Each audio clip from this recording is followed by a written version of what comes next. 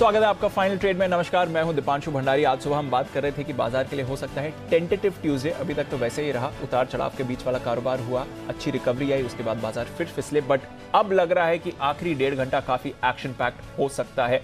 बाजार एक बार फिर से रिकवरी के मूड में आते हुए दिख रहे हैं। बैंक्स ने लीडरशिप संभाली है। डेज हाई पर आपको बैंक निफ्टी आते हुए दिख रहा है 37,000 के ऊपर, निफ्टी भी 17,250 पर है। तो सवाल यही बनता है क्या आखिरी 1.5 घंटे में फायरवर्क्स होने की तैयारी है या फिर ऐसा ही रहेगा बाजार।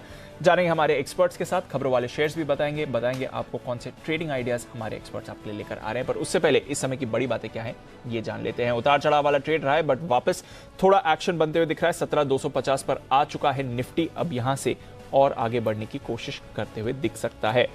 बैंक्स में खरीदारी होती हुई दिख रही है। पीएसयू प्राइवेट दोनों बैंक्स इस समय पार्टिसिपेट कर रहे हैं और इसलिए आप देख रहे हैं 37,000 के पार अभी बैंक निफ्टी आपको जाते हुए दिखा और एग्जैक्टली उसी लेवल पर ट्रेड कर रहा है। बैंक्स के अलावा मेटल्स और ऑटो, यहां पर भी आपको अच्छी खरीदारी होती हुई दिख रही है। पर एक बार फिर से चुनिंदा आईटी शेयर्स, यहां पर बिकवाली हो रही है। हालांकि मिड कैप आईटी शेयर्स में थोड़ी खरीदारी जरूर है।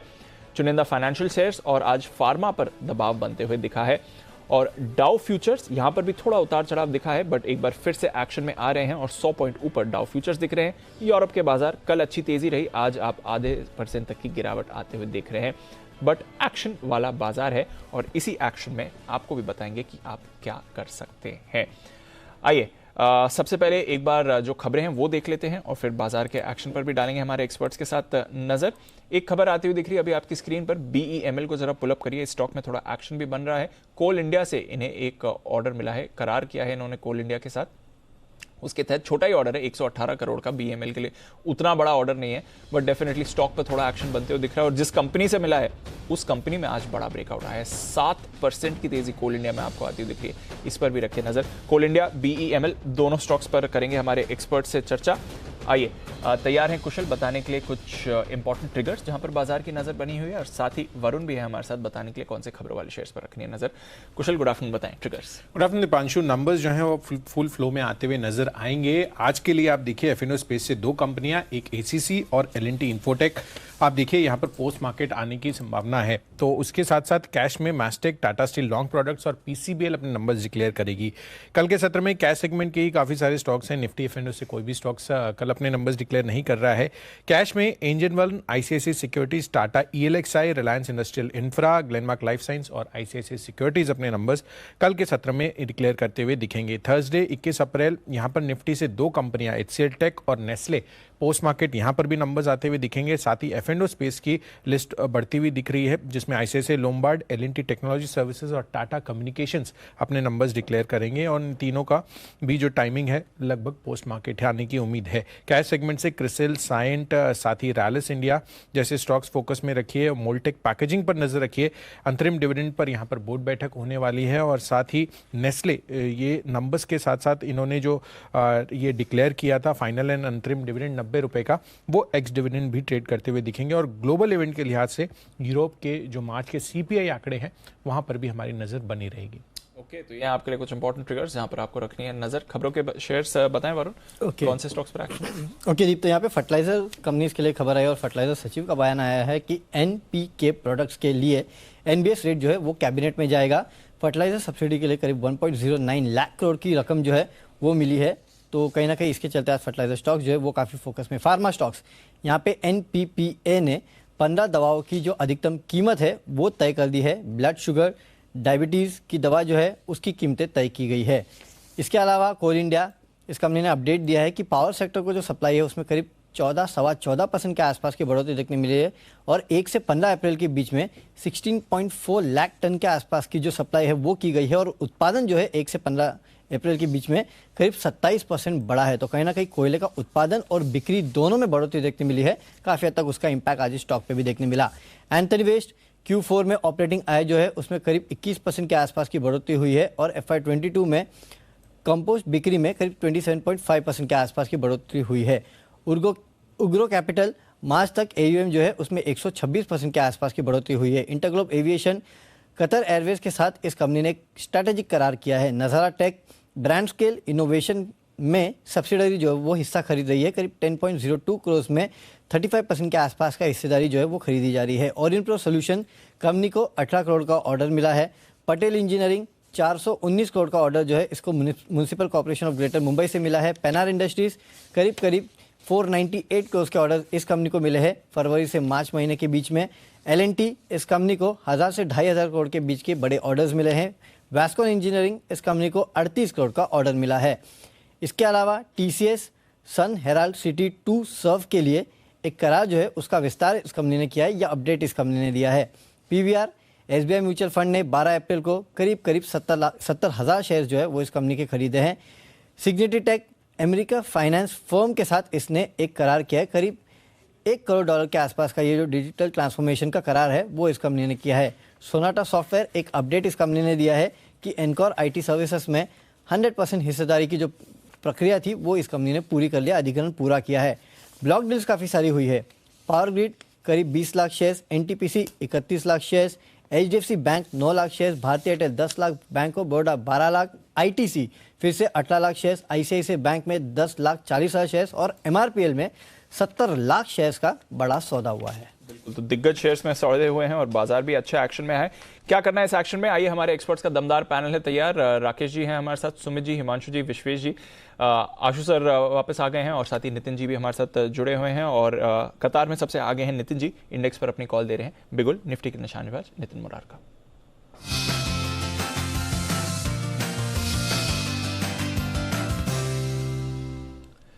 गुड आफ्टरनून नितिन जी, बताएं सर। सर यहाँ पे 17,250 की कॉल ऑप्शन लेंगे जो 104 रुपए में मिल रही है और इसका स्टॉप लॉस 70 रुपया होगा और टारगेट करीब 150-160 हो सकते हैं। एक ये स्ट्राइक ले सकते हैं 17,250 की, या फिर आप 17,300 की कॉल ऑप्शन भी ले सकते हैं जो 78-79 में मिलती है। इसके स्टॉप लॉस 50 होंगे और टारगेट 120-125 होंगे। कंक्लूजन ये है कि मार्केट में शॉर्ट कवरिंग आनी चाहिए और कल पॉजिटिव ओपनिंग मिलनी चाहिए, क्योंकि नॉर्मली ट्यूसडे को हम ये देखते हैं कि फर्स्ट हाफ में स्टॉप लॉस हंटिंग होती है और उसके बाद एक नया मूव तैयार होता है और फॉलो ऑन बाइंग हमें वेडनेसडे को सेम उसी हिसाब से देखने को मिलती है। तो अभी जो नेक्स्ट क्लोजिंग सेशन आ रहा है इसमें एक अच्छी मूव ऊपर की तरफ मिलनी चाहिए और उसको देखते हुए हम 17,250 की कॉल ऑप्शन इस रेट पे ले सकते हैं या 17,300 की कॉल ऑप्शन, दोनों में से कोई भी ले सकते हैं। यहाँ से 40 से 50 रुपए ऊपर के टारगेट्स होंगे और 20 से 25 रुपए नीचे का स्टॉप लॉस होगा। कवरिंग के लिए बाजार तैयार हो रहे हैं और निफ्टी पर कॉल खरीदने की राय आ रही है। 250 या 300 दोनों में से जो भी आपको पसंद आए ये आप कॉल खरीद कर चल सकते हैं। आशु जी से भी लेंगे उनकी राय बाजार पर, कोई स्प्रेड्स हैं तो वो भी जानेंगे, पर उससे पहले हिमांशु जी के लिए एक बिगुल हिटमैन हिमांशु।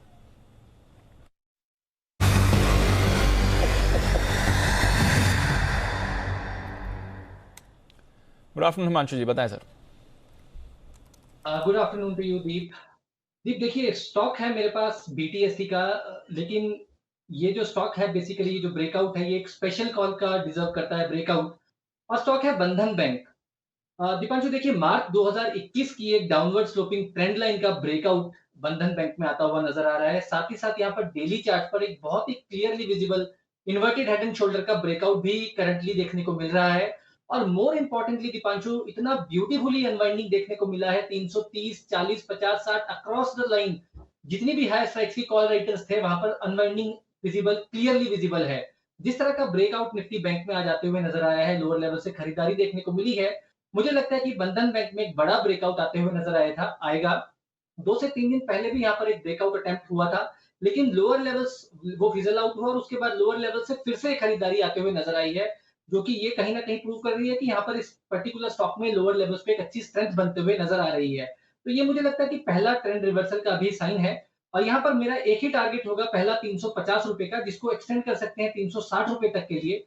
बंधन बैंक में खरीदारी की सलाह है 328 के स्टॉप लॉस के साथ, और मुझे लगता है कि यहाँ पर एक बहुत बड़ा मूव आपको आते हुए कल तक देखने को मिल सकता है। तो ये है आपके लिए बंधन बैंक, जिस पर आपको करके चलनी है खरीदारी। बड़े ब्रेकआउट से यहाँ पर आपको आते हुए दिख रहे हैं। बैंक्स पर एक्शन इस समय भरपूर है। आइए सुमित जी के लिए बिगुल, सुमित के सुपरहिट।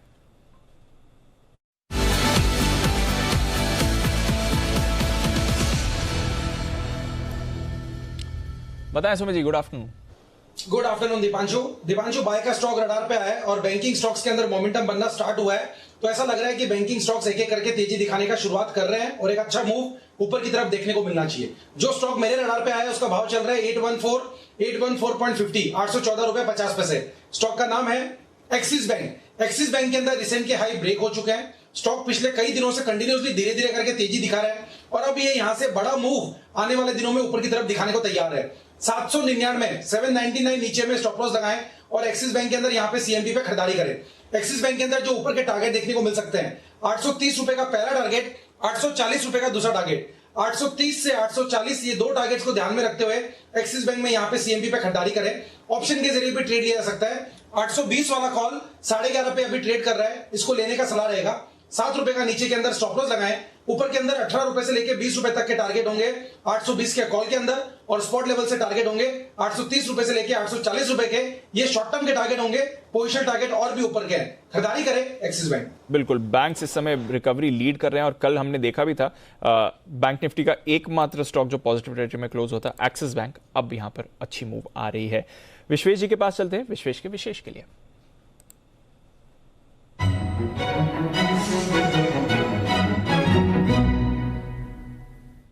गुड आफ्टरनून विश्वेश जी, बताएं। Good afternoon Deepanshu.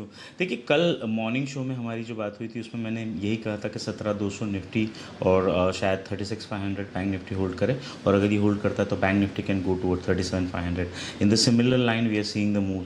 अब मुझे ऐसा लग रहा है कि काफ़ी सारे स्टॉक्स जो फर्स्ट हाफ में चले थे और सेकेंड हाफ में पुल बैक ले रहे हैं, मैं वहाँ फोकस कर रहा हूँ। उसका सिंपल रीज़न ये है कि मुझे लगता है मार्केट की वॉलेटिलिटी को शायद वो एब्जॉर्ब कर चुके हैं एंड आई थिंक यहाँ से ऊपर जा सकते हैं। स्टॉक है लॉरस लैब, अभी चल रहा है 612 के आसपास फ्यूचर में। मुझे लग रहा है बेहतरीन रिस्क रिवॉर्ड है और जिस हिसाब से यहाँ पे एंट्री के अपॉर्चुनिटी मिल रहा है, मुझे लग रहा है ऊपर के लेवल से थोड़ा सा करेक्ट हुआ है। 603 का स्टॉप लॉस रखना है, टारगेट रहेगा 628 और 639। मुझे लगता है ये एटलीस्ट 3 से 4 वीक का जो साइडवेज कंसोलिडेशन था उसको अपसाइड ब्रेक दे रहा है और जिस हिसाब से ये मूव कर रहा है मुझे लगता है कि सेकेंड हाफ में वापस इंट्राडे हाई बनाना चाहिए विच इज समवेयर अराउंड 629 के आसपास।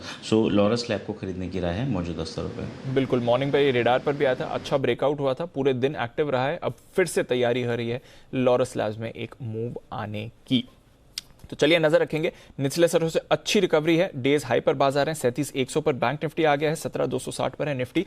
आइए स्वागत करते हैं आशु सर का, स्विंग के सुल्तान आशु मतान।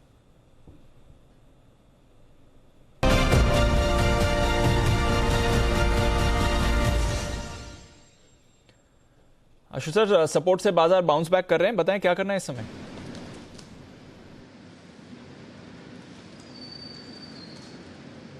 बात है और जो सपोर्ट तक पहुंचे हैं दीपांशु, वो जो खराब हुए हैं वही जो रेपिटेटिवली जो पिछले मतलब जाने से पहले जो मैं बोल रहा था कि वो 2 या 3 या 4 स्टॉक्स हैं जिनकी वजह से हुआ है और वो स्टॉक्स वेल आइडेंटिफाइड थे। हमने मतलब क्लियरली बोला हुआ था कि अंडरवेट है और आईटीसी भी उसको आउट परफॉर्म करेगा। तो आप देख लीजिए किस तरह का रिजल्ट आया है। It डिफाइड every logic. मतलब मुझे नहीं लगता कि ऑन द स्ट्रीट कोई सोच भी सकता था इस तरह का और जिस तरह से हुआ है, बट समहाउ मतलब वो थीम कैच किया हुआ था अंडर परफॉर्मेंस का, it has played out well. तो दीपांशु, अब मुझे जो यहां से लग रहा है, मैं कुछ 1 मिनट लेके आपको एक्सप्लेन करूंगा। मार्केट सपोर्ट पे है, ऐसा नहीं है कि 17,000 टूट नहीं सकता, बिल्कुल टूट सकता है और ये कुछ स्टॉक्स ही तोड़ सकते हैं। और धीरे धीरे क्या होता है कि जब अच्छी वाली मार्केट के अंदर कोई मतलब करेक्टिंग मूव आके हम नीचे के लेवल पे खड़े हो जाए तो उसके बाद कोई भी छोटा सा ट्रिगर आए तो नीचे वो अनवाइंड कर सकता है। बट एज ऑफ नाउ लगता नहीं है, मुझे लगता है कि 17,000 के आसपास एक बहुत अच्छी सपोर्ट है और अभी भी ले रहा है। तो इसके लिए जो एक लगता है कि बाउंस बैक आएगा, उस बाउंस बैक के लिए दीपांशु मेरे पास एक निफ्टी का स्प्रेड है जो मैं आपसे शेयर करूंगा। लेकिन उससे पहले मैं दीपांशु मार्केट के लिए एक और बोलना चाहता हूं कि मार्केट बिल्कुल ना डिफरेंट टेंजेंट पे चली गई है on the in the sense कि इस वक्त जो मोस्ट आउट परफॉर्मिंग सेक्टर है वो पीएसयू और ये जो पीएससी स्टॉक्स हैं ये बन चुके हैं और इनमें मल्टी ईयर का ब्रेकआउट देखा जा रहा है। एनटीपीसी, कोल इंडिया की बात आई थिंक मैं आज सुन रहा था या कल से काफी एनालिस्ट ने दिया है, कवर भी किया है। और ये कोल इंडिया, एनटीपीसी, ओएनजीसी, आईओसी और ये पावर ग्रिड वगैरह, मतलब जितने ये स्टॉक्स हैं जो भी ये पीएससीज हैं या पीएसयू स्टॉक्स हैं, मुझे लगता है कि इनमें बहुत मल्टी ईयर का ब्रेकआउट आया और शायद कुछ टाइम तक ये आउट परफॉर्म करेंगे। और एक और सेक्टर है जो बहुत अच्छी तरह से कवर किया हमारे जी बिजनेस के सारे फर्टिलाइजर, तो फर्टिलाइजर भी बिल्कुल आउट परफॉर्म करेगा। अब अच्छी चीज ये है कि ये परफॉर्म करेंगे, मार्केट संभालेंगे, लेकिन इसमें खराब चीज ये है कि इन स्टॉक्स में लोगों का इंटरेस्ट कम रहता था, पार्टिसिपेशन कम है, अंडर ओन्ड है और जहां पे लोग फंसे हुए हैं वहां पे इतनी जल्दी एग्जिट मिलता नहीं है। तो वो चीज थोड़ी सी डाइकॉटमी रहेगी, बट आई थिंक वो सॉल्व हो जाएगी। तो अब दीपांशु, एक स्टॉक जो क्लियरली लॉन्ग करना है, आई मीन क्लियर नहीं मतलब जो लॉन्ग कॉल है, वो है, अभी हिमांशु ने कवर किया बंधन बैंक। बंधन बैंक हमारी भी कॉल है और मैं इसलिए शेयर कर रहा हूं बंधन बैंक दीपांशु कि कुछ ऐसे स्टॉक्स होते हैं जो मेरे मतलब नॉट सो लाइकेबल लिस्ट में है, लेकिन मैं साथ में ये भी कहता हूं कि मतलब स्टॉक मार्केट में लव या नो लव कोई परमानेंट नहीं होता। Not married to any particular view except few stocks, लेकिन अगर चेंज ऑफ व्यू हो तो जरूर शेयर करना चाहिए। तो मुझे भी लगता है कि बंधन बैंक में एक बहुत अच्छा ब्रेकआउट मिल रहा है, काफी टाइम बाद मिल रहा है। हमेशा इसी 330 के लेवल से वापस जाता था और 10 बार गया है। और मैं साथ में भी कहता था, इसमें एक बात ये थी, 10 बार नीचे जाने के बाद वापस इस लेवल पे भी आता था, बट इस बार वो लेवल काट के ऊपर जिस तरह से खड़ा हो गया और कन्विंसिंगली आज ऊपर आया है खराब मार्केट में भी, तो मुझे लगता है कि 305 या 310 रुपए के स्टॉप लॉस से ज्यादा नहीं, ये 350, 370, 400 रुपए तक के टारगेट के लिए बंधन बैंक में बाइंग की जा सकती है। पहला कॉल ये है।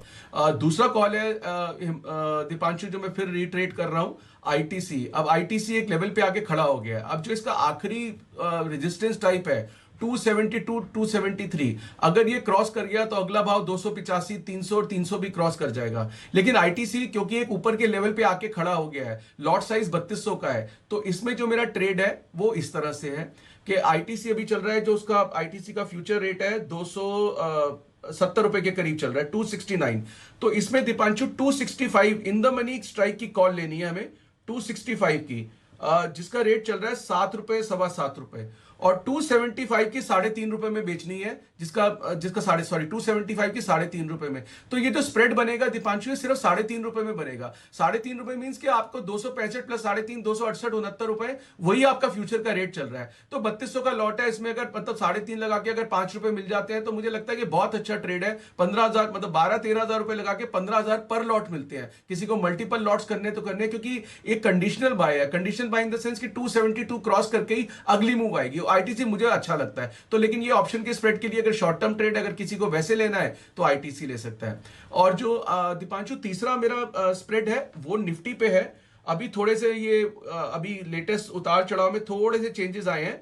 अभी आई थिंक नितिन मुरारका ने शायद निफ्टी का कॉल भी दिया है। दीपांशु मुझे भी लगता है कि एक बाउंस बैक आएगा, लेकिन मैं जिस तरह से बाउंस बैक प्ले करना चाहता हूं वो मैं आपसे शेयर करता हूं। 17,300 की कॉल लेनी है, 17,300 स्ट्राइक की कॉल लेनी है, जिसका भाव इस वक्त 65 चल रहा है, और 17,400 की 2 कॉल बेचनी भी है।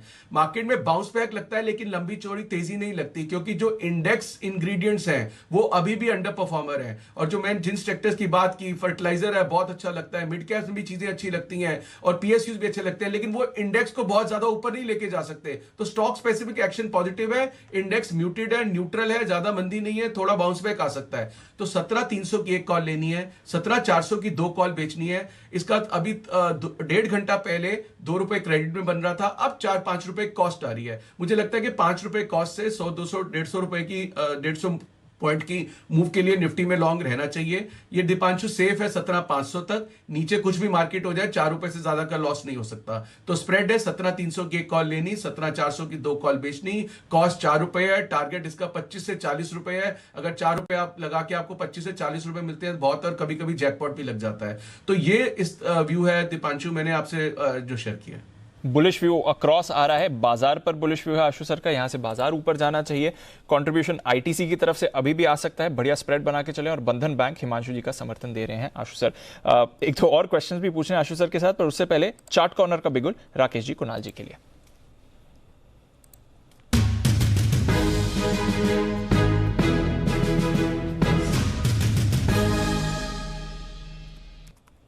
बताएं सर। दिपांशु, चार्ट कॉर्नर की पिक दें उससे पहले अपडेट है। देखिए, जब सुबह निफ्टी नेगेटिव में था तो मैंने और कुणाल जी ने चार्ट कॉर्नर में रिलायंस को पिक किया था और बोला था कि बिग डैडी तैयार है, ना सिर्फ रिलायंस ऊपर जाएगा, निफ्टी को भी ऊपर लेके जाएगा। और निफ्टी देखिए दीपांशु कहां पर है, और अब जो खरीदारी की राय है ये भी एक बड़ा इंटेंसिटी का रिवर्सल है, एक डबल पॉजिटिव क्रॉसओवर है। डेली चार्ट पे rounding bottom pattern formation stock है बजाज फाइनेंस पे खरीदारी की राय है। ओवर टू कुणाल जी। देखिए दीपांशु, आज सवेरे जब मैं और राकेश जी रिलायंस की बात कर रहे थे तब मैंने बताया था कि रिलायंस के चार्ट पर पैटर्न बना है जिसको बुलिश फ्लैग पैटर्न कहते हैं। हूबहू वही पैटर्न बजाज फाइनेंस के चार्ट पर भी विकसित होता हुआ दिख रहा है। और जैसे राकेश जी ने कहा, अगर रिलायंस बिग डैडी है तो बजाज फाइनेंस बिग अंकल है। इन स्तरों पर बाय करके चलें। यहां पर बुलिश फ्लैग पैटर्न चार्ट पर बनता हुआ दिख रहा है। स्टॉप लॉस आपको रखना है 7350 पर। 7350 के स्टॉप लॉस से बाय करें बजाज फाइनेंस। पहला टारगेट होगा 7575 का, 7575 का पहला टारगेट, और इवेंचुअली बजाज फाइनेंस 7700 के लेवल्स दिखाएगा। तो 7575 7700 के टारगेट के लिए बजाज फाइनेंस में हमारी खरीदारी के दिग्गजों पर ही कॉन्फिडेंस बढ़ रहा है हमारे एक्सपर्ट्स का, अगर वो रिलायंस हो, आईटीसी हो या फिर अब बजाज फाइनेंस हो। यहां पर रखिए नजर। एक्सिस बैंक सुमित जी को भी पसंद आ रहा था। देखते हैं हिमांशु जी के पास एक और कॉल है तैयार, और इस बार पिक स्पेशल पिक दे रहे हैं हिमांशु जी, तो बिल्कुल स्पेशल पिक का हिमांशु जी के लिए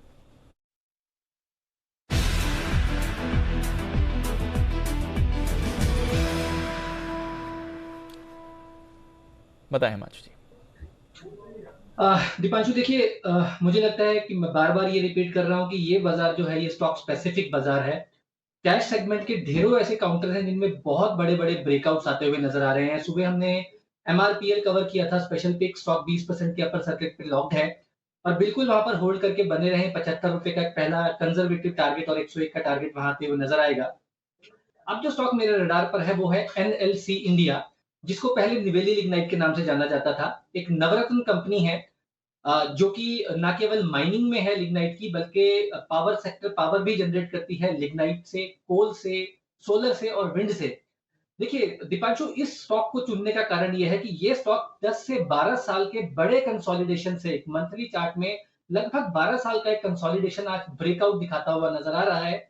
और जिस तरह से तमाम पावर सेक्टर से जुड़े स्टॉक्स में जबरदस्त खरीदारी देखने को मिल रही है, कोल की शॉर्टेज की बातें हैं, मुझे लगता है कि ये तरह के स्टॉक्स होने चाहिए जो आपके पोर्टफोलियो का हिस्सा होने चाहिए।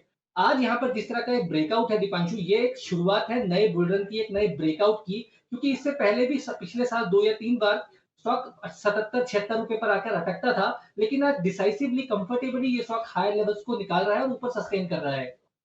शॉर्ट टर्म के लिए 95 रुपए का मेरा टारगेट है एनएलसी में। बट अगर मेरा ऐसा मानना है कि अगर 6 से 8 महीने का टाइम दिया जाए तो ये स्टॉक 150 रुपए तक के बड़े टारगेट दिखाता हुआ नजर आ सकता है। तो एनएलसी इंडिया एक स्पेशल खरीदारी की राय है। कोई भी यहाँ से गिरावट मिलती है तो खरीदारी करें, और अगर स्टॉप लॉस लगाना चाहे तो 70 रुपए के नीचे का एक क्लोजिंग बेसिस का स्टॉप लॉस लगाकर एनएलसी इंडिया में एक स्पेशल खरीदारी की सलाह है। इस पूरी स्पेस में बड़ी खरीदारी आ रही है एनएलसी इंडिया की। आप बात कर लीजिए, जीएमडीसी अच्छे एक्शन में है। कोल इंडिया तो ऑफ कोर्स आज बड़े ब्रेकआउट दिखा रहा है, लंबे समय बाद 200 के लेवल कोल इंडिया ने क्रॉस करे हैं, तो नजर रखिए यहां पर बड़ा एक्शन बन रहा है। विश्वेश जी भी अपनी अगली पिक के साथ हैं तैयार। विश्वेश के विशेष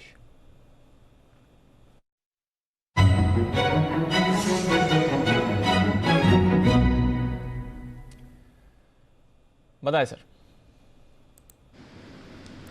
देखिए दीपांशु, कहीं ना कहीं ऐसा लग रहा है कि जो थीम है वो है public sector, and that is also state on public sector units. कहीं आप देखेंगे तो आरसीएफ का मैंने 80-85 लेवल के आसपास रिकमेंड किया था। हमारा टारगेट 110 का था, वो हो गया। दूसरा टारगेट 140 है।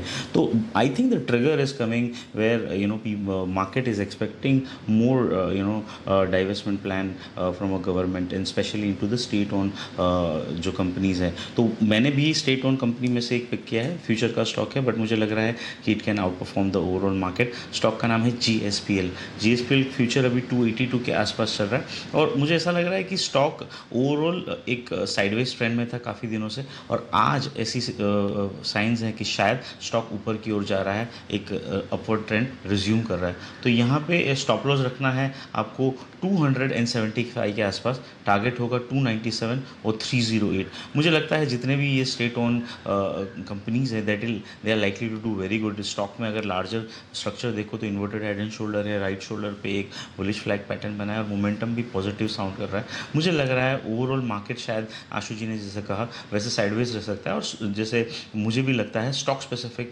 मार्केट होगा। तो जीएसपीएल खरीदने की राय है मौजूदा स्तरों पर। ओके, तो जीएसपीएल है मौजूदा स्तरों पर, यहाँ पर आप करके चल सकते हैं खरीदारी। एक और स्टॉक जहाँ पर एक अच्छी मूव आती हुई दिख रही है, एलआईसी हाउसिंग फाइनेंस। इसका चार्ट देखिए, बढ़िया मूव इस पर भी आती हुई दिखी है। एनबीएफसीज भी अब धीरे धीरे पार्टिसिपेट करने की कोशिश कर रही हैं। नितिन जी जरा एलआईसी हाउसिंग का चार्ट देखें सर। देखिए चार्ट में रिट्रेसमेंट के बाद बाउंस आ रहा है, और मुझे लग रहा है कि ये वापस से 395 से 400 की तरफ जाना चाहिए। तो इस लेवल पे होल्डिंग है तो होल्ड भी करना चाहिए, या फ्रेश अगर पोजीशन बनानी है तो 380 का स्टॉप लॉस होगा और 400 405 के टारगेट होंगे, व्यू पॉजिटिव। ओके तो ये है आपके लिए LIC हाउसिंग फाइनेंस, जिस पर एक बड़ा एक्शन आपको आते हुए दिख रहा है। एक्शन चुनिंदा और काउंटर्स में भी इस समय आपको बनते हुए दिख रहा है। कैनफिन होम्स एक और NBFC है जहां पर आपको खरीदारी देखिए, तो कैनफिन LIC हाउसिंग फाइनेंस दोनों ही एक्शन में आ रहे हैं। इस बीच PCBL या फिर फॉर्मली फिलिप्स कार्बन ब्लैक का, इसको पुलअप करिए। स्टॉक में आपको थोड़ा दबाव दिख रहा है। कुणाल जी आप चार्ट भी पुलअप कर लें। नतीजे आते हुए दिख रहे हैं आपकी स्क्रीन पर जहां तक PCBL का सवाल है। इस समय आय 867 करोड़ से बढ़कर 1219 करोड़ की आय आपको आती दिखी। तो आय में तो आपने जबरदस्त उछाल देखा है, बट मुनाफा 188 करोड़ से घटकर 128 करोड़ से घटकर सिर्फ 88 करोड़ का आते हुए दिखा है। तो मुनाफे में शार्प फॉल है, आय में शार्प उछाल है। देखना पड़ेगा कोई वन टाइम एडजस्टमेंट है, कोई टैक्स की वजह से एक्शन तो नहीं हुआ है, क्योंकि आय में तो आपने जबरदस्त बढ़त देखी है, बट जो मुनाफा गिरकर आया है ये डेफिनेटली बाजार के लिए डिसअपॉइंटिंग है और इसलिए स्टॉक रिएक्ट मुनाफे के गिरने पर ज्यादा कर रहा है, ना कि आय के बढ़ने पर। कुणाल जी PCBL। देखिए दीपांशु, पिछले 5-7 सेशन से ये स्टॉक बहुत ज्यादा वॉलेटाइल हो गया है और उसमें बड़े बड़े लार्ज कैंडल्स चार्ट पर बनते हुए दिख रहे हैं। तो ये याद रखना चाहिए कि ये स्टॉक 134 से सीधा 2-4 दिनों में गिरा है, तो इसलिए अगर आज नतीजे खराब भी आ रहे हैं तो उसका कोई नेगेटिव असर नहीं पड़ेगा। मुझे लगता है कि मान लीजिए अभी इमीडिएट कोई नीजर रिएक्शन आता है और आपको ये स्टॉक 112-110 के आसपास मिलता है तो वहां पर इसको बाय करना चाहिए। मुझे उन स्तरों पर बड़ा मजबूत सपोर्ट दिखता है और पुलबैक में वापस से ये स्टॉक 134-135 के लेवल्स आपको दिखाएगा, तो मेरी राय में नीचे के लेवल्स पर इसको बाय करना चाहिए। तो 110-112 के आसपास मिलता है तो बाय करने की राय। ओके तो यह है आपके लिए राय। जहां तक सवाल है PCBL का, इस पर आप रखिए नजर, एक्शन में आते हुए दिख रहा है। एक्सपेंसेस में बड़ा उछाल है तो वो क्लियरली दिख रहा है। कॉस्ट ऑफ रॉ मटेरियल अगर आप देखें तो यहां पर बड़ा उछाल है, 525 करोड़ से बढ़कर 900 करोड़ की रॉ मटेरियल कॉस्ट यहां पर बढ़ती हुई दिखी। तो डेफिनेटली वहां से आपने इंपैक्ट देखा है। एम्प्लॉय बेनिफिट एक्सपेंसेस थोड़े बढ़े हैं, इंटरेस्ट कॉस्ट बल्कि कम आई है, उसका ज़्यादा इंपैक्ट नहीं रहा है और अदर एक्सपेंसेस भी बढ़कर आए हैं। तो ओवरऑल एक्सपेंसेस में जो बढ़त आई है उसकी वजह से आप देख रहे हैं कि मुनाफे में गिरावट आती हुई दिखी है। कामकाजी तौर पर देखें तो कामकाजी मुनाफे में भी गिरावट आई है। मार्जिन की बात देखिए, 21.5% से घटकर 11% के इनके मार्जिन रह गए हैं। तो इंपैक्ट डेफिनेटली एक्सपेंसेस बढ़ने का ही इस समय आपको आते हुए दिख रहा है और इसलिए निराशा हुई है जहां तक ओवरऑल परफॉर्मेंस की बात है, क्योंकि आय में तो अच्छी बढ़त हुई है, रेवेन्यू ग्रोथ दिखा रही है कंपनी, ऑपरेशनली परेशानी हुई है एक्सपेंसेस बढ़ने की वजह से। तो PCBL, इसलिए ये स्टॉक इस समय दबाव में आपको आते हुए दिख रहा है। ऐसे ही नतीजों पर फोकस हमारा बना हुआ है, क्योंकि PCBL के तो नंबर्स आ गए हैं, बट दो बड़े नंबर्स वायदा कारोबार के जो आज आने वाले हैं वो है ACC और L&T इन्फोटेक का। आइए ACC क्या है बाजार का अनुमान जानते हैं अरमान के साथ। अरमान बताइए किस तरह का प्रदर्शन रहेगा इस बार। यही जो स्टोरी अभी PCBL की थी, हालांकि रेवेन्यू इधर तो बड़ा था बट उधर तो मार्जिन जो प्रेशर है वो तो यहाँ पर भी दिखेगा और वही सीमेंट सेक्टर के लिए सबसे बड़ी दिक्कत रहेगी। बिल्कुल, क्योंकि जो इनके जो बेसिक रॉ मटेरियल है जैसे पेट कोक हुआ, कोयला हुआ, उसके जो दाम बढ़े हैं वो दाम को ये कंपनियां पास ऑन नहीं कर पाई है, इस कारण इस पे मार्जिन पे आपको कट दिखेगा। तो रेवेन्यू जो है वो तो आपको लगभग फ्लैट दिखेगा, 2% का अनुमान है कि वो बढ़कर आ सकता है। अगर EBITDA देखेंगे तो वो लगभग 30% या 31% घट कर लगभग 592 करोड़ के आसपास आ सकता है। और अगर मार्जिन देखेंगे जैसा कि मैंने कहा वो 20% से घट कर 13.5% पर आ सकते हैं और इसी के चलते प्रॉफिट में भी नुकसान दिखेगा। अब क्योंकि मार्जिन घटे हैं तो EBITDA पर टन है उसमें भी अच्छा खासा कट दिखेगा, जो 1078 से घट कर 700 रुपए तक का 700 प्रति टन के आसपास आ जाएगा, जो कि लगभग 35% की कटौती पर है। और वॉल्यूम जो है, हालांकि डिमांड तो अच्छी थी बट क्योंकि जो लेट प्राइस हाइक किया था उसके बाद डिमांड इतना पूरा कॉम्प ऑफ नहीं कर पाई, तो जो वॉल्यूम्स है वो लगभग फ्लैटिश रहने का अनुमान है। फ्लैटिश से या थोड़ा 2 या 3% नीचे हो सकते हैं, इसलिए वॉल्यूम जो है वो लगभग फ्लैटिश के आसपास रहने का अनुमान है। तो वॉल्यूम्स में ज़्यादा बढ़त नहीं रहेगी, आय में ज़्यादा बढ़त नहीं रहेगी, मार्जिन्स गिर कर आएंगे। बेसिक स्टोरी यही है और उसी का दबाव हम देख रहे हैं। अगर PCBL की बात करें, ऑफकोर्स कंप्लीटली डिफरेंट कारोबार में है, but again commodity linked inflation जो आया है उसका इम्पैक्ट यहाँ पर भी आपको आते हुए दिख रहा है। ACC एक बार जरा चार्ट पर राय ली जाए। हिमांशु जी कैसा दिखता है? आज भी 3% नीचे है ACC। दीपांशु देखिए, लोअर लेवल से सीमेंट स्टॉक्स में एक अच्छी रिकवरी देखने को जरूर मिली थी, लेकिन मुझे लगता है कि ये जो कंसोलिडेशन फेज है अभी पर्टिकुलरली ACC में, ये अभी शायद कुछ समय और एक्सटेंड हो सकता है। एक clear cut well defined trajectory है ऊपर में 2280-2300 रुपए की, जहां पर मल्टीपल रेजिस्टेंस विजिबल है चार्ट पर। लेकिन वहीं पर डाउन साइड में मैं एक्सपेक्ट करूंगा कि स्टॉक अब की बार शायद 2000 के लेवल्स को होल्ड करे और अगर ऐसा होता है तो 2000 के आसपास मुझे लगता है कि एक अच्छा रिवॉर्ड टू रिस्क ये स्टॉक ऑफर करता है, जहां पर फ्रेश खरीदारी के मौके ढूंढे जा सकते हैं 1970 के स्टॉप लॉस के साथ। यह है आपके लिए ACC, जिस पर आपको रखनी है नज़र। नतीजे के हिसाब से देखेंगे किस तरह का प्रदर्शन इसका रहता है, बट डेफिनेटली कुछ ज़्यादा फायरवर्क्स एक्सपेक्टेड नहीं है। होलसेम डील पर अगर कुछ कहें तो वो इंटरेस्टिंग रहेगा, हालांकि अभी तो खंडन कर चुके हैं। बट आइए 2:30 बजे का वक्त है और स्वागत करते हैं सदाबहार सेठी साहब का उनकी शॉर्ट टर्म पिक्स के लिए।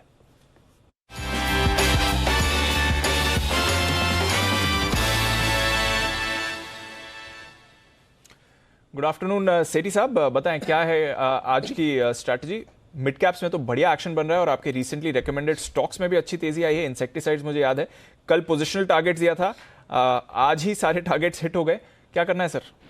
Good afternoon Deepanshu, thank you for remembering. एक तो इंसेक्टिसाइड्स कल एसपीएल मिड कैप सेगमेंट में पोजिशनल कॉल दिया था मैंने, आज 660 के आसपास 700 के टारगेट थे, वो आज अचीव हो गए। और बाकी भी दीपांशु जो कैश मार्केट के स्टॉक्स है डेफिनेटली बहुत अच्छा कर रहे हैं। आज तो निफ्टी भी अब पॉजिटिव हो गया है, led by some private sector bank, जैसे आईसीआईसीआई बैंक वगैरह में एक अच्छी तेजी है, उसके कारण से भी हुआ है। हालांकि एचडीएफसी बैंक और इंफोसिस और रिलायंस का मेन कंट्रीब्यूशन है आज के बाजार में। बट आज के जो मेरे रिकमेंडेशन में 2 स्टॉक है कैश मार्केट में जिनमें खरीदारी। बताएं सर क्या है आज की स्ट्रैटेजी? आज जो पहला स्टॉक है दीपांशु आज जिसमें खरीदारी करनी है, स्टॉक का नाम है केईसी इंटरनेशनल, जो कि केईसी नाम से टिकर है। 399 400 रुपए के लेवल पे स्टॉक ट्रेड करता है। ये company RP Harshvardhan Goenka group की कंपनी है, जो कि भारत की एक लीडिंग ट्रांसमिशन और डिस्ट्रीब्यूशन सेगमेंट में काम करने वाली ईपीसी कंपनी है। एक जबरदस्त कंपनी है, मतलब ये ट्रांसमिशन डिस्ट्रीब्यूशन सेगमेंट के अलावा कंपनी रेलवेज के लिए, सिविल के लिए, ऑयल एंड गैस पाइपलाइंस और केबल्स, इन चारों सेगमेंट में भी काम करती है। कंपनी 50 से ज्यादा देशों के ऑपरेशंस है, तो काफी इंटरनेशनल एक्सपोजर भी बहुत है बड़ा कंपनी का। और इस कंपनी को लगातार ऑर्डर्स मिलते रहते हैं। पिछले 9 महीने में करीबन 14,000 करोड़ के नए ऑर्डर्स मिले हैं और ऑर्डर बुक आज की डेट में 24,000 करोड़ से ज्यादा की एक ऑर्डर बुक है, जो कि 2 से 2.5 गुना है जो पिछले साल के रेवेन्यूज के। तो अच्छी एक रेवेन्यू विजिबिलिटी है, एक स्ट्रॉन्ग एग्जीक्यूशन कैपेबिलिटी है, फंडामेंटल्स बहुत ही अच्छे हैं। और इस कंपनी में एफआईआईज डीआईज भी अराउंड 38% ओन करते हैं, जिसमें एचडीएफसी है, कोटक है, यूटीआई, इन्वेस्टको, एलएनटी। मुझे स्टॉक इन लेवल्स पे बहुत सस्ता भी नजर आता है। अपने रिसेंट हाइज जो 550 के हाइज है, वहां से अच्छा खासा करेक्ट होकर 400 के लेवल पे स्टॉक आया है। मुझे लगता है यहाँ पे इसको खरीदना चाहिए। 430 के शॉर्ट टर्म के टारगेट है, 390 का छोटा स्टॉप लॉस रखना है। ओके, तो 430 के टारगेट के लिए खरीदारी करें। केईसी इंटरनेशनल, सेठी साहब की बात करते करते स्टॉक में भी अच्छा एक्शन आते हुए दिख रहा है। दूसरी कॉल सर। दूसरा स्टॉक जो आज खरीदारी करने की सलाह है, वो स्टॉक का नाम है आईसीआईसीआई सिक्योरिटीज, आईएसईसी, आईसेक के नाम से ट्रेड करता है। 630 रुपए के लेवल्स पे अभी स्टॉक ट्रेड करता है। भारत की एक टॉप ब्रोकरेज फर्म है, बहुत ही अच्छी पेडिग्री है। आईसीआईसीआई बैंक का की पेडिग्री है, जो कि इसमें 74.89% स्टेक ओन करती है। बाजार में एक मतलब लाइफ टाइम हाइस के आसपास ही है बाजार, 2-5% ऊपर नीचे ठीक है। बट जिस तरह से पिछले साल भर में नए डीमैट अकाउंट्स खुले हैं, नए इन्वेस्टर्स आए हैं, 5 करोड़ से ज्यादा नए डीमैट अकाउंट्स खुले हैं, तो उसका एक फायदा होना है। और इस कंपनी के कोइंसिडेंटली कल नतीजे आने वाले हैं और मैं नतीजों को लेके भी काफी बुलिश हूँ। मुझे लगता है बहुत अच्छे नतीजे होने चाहिए। और इसके साथ ही साथ एंजल लोन के भी कल नतीजे आएंगे। बट इस कंपनी को देखें तो एंजल लोन के कंपैरिजन में वैल्यूएशन के लिहाज से बहुत ही सस्ता है। बाकी फंडामेंटली एक सॉलिड कंपनी है। Operating profit margin 59%, return on equity है 58%, पिछले 3 साल का पैट का कैगर रहा है 38% का। और सबसे अच्छी बात है, अपने जो हाइज है 900 रुपए के हाइज से करेक्ट होके ये इन लेवल्स पे 630 के आसपास अभी ट्रेड करता है। तो यहाँ पे इसमें खरीदारी करने की सलाह है। मेरा इसमें शॉर्ट टर्म का टारगेट है 660 रुपए का, स्टॉप लॉस सकते हैं 615 रुपए। तो ये है आपके लिए राय आईसीआईसीआई सिक्योरिटीज पर खरीदारी की। यहाँ पर आप बढ़िया एक्शन देख सकते हैं। और केईसी इंटरनेशनल 2 बेहतरीन पिक्स सेठी साहब की तरफ से आपके लिए आती हुई दिख रही हैं। नजर रखेंगे इस पर, आपको एक्शन आते हुए दिख रहा है। शुक्रिया सेठी साहब हमारे साथ जुड़ने के लिए और अपनी बेहतरीन पिक्स देने के लिए। इस बीच थोड़ा ऊपरी स्तरों से बाजार हल्के हुए हैं। 50 पॉइंट नीचे आया निफ्टी, इस समय 17,200 के करीब वापस आ गया। निफ्टी बैंक भी ऊपरी स्तरों से लगभग 150 पॉइंट नीचे आपको आते हुए दिख रहा है। तो हल्का फुल्का करेक्शन हुआ। अगेन ऊपरी स्तरों पर मुनाफा वसूली भी हो रही है, निचले स्तर से खरीदारी भी हो रही है। आशु सर एक अपडेट भी देना चाह रहे हैं अपने स्प्रेड पर। आशु सर बताएं। दीपांशु, अपडेट एग्जैक्टली जो भी आपने बात की वही है। मतलब एक और क्लैरिफाई करना चाहता हूं, इसलिए स्प्रेड बनाया था 1:2, बाउंस बैक के लिए है, तेजी के लिए नहीं है, बाउंस बैक के लिए है। इसीलिए आप देखिए अभी जो कॉल हमने 75 रुपए में ली थी वो एकदम दीपांशु 50 रुपए रह गई है, तो 25 रुपए थीटा डिके कितना फास्ट है।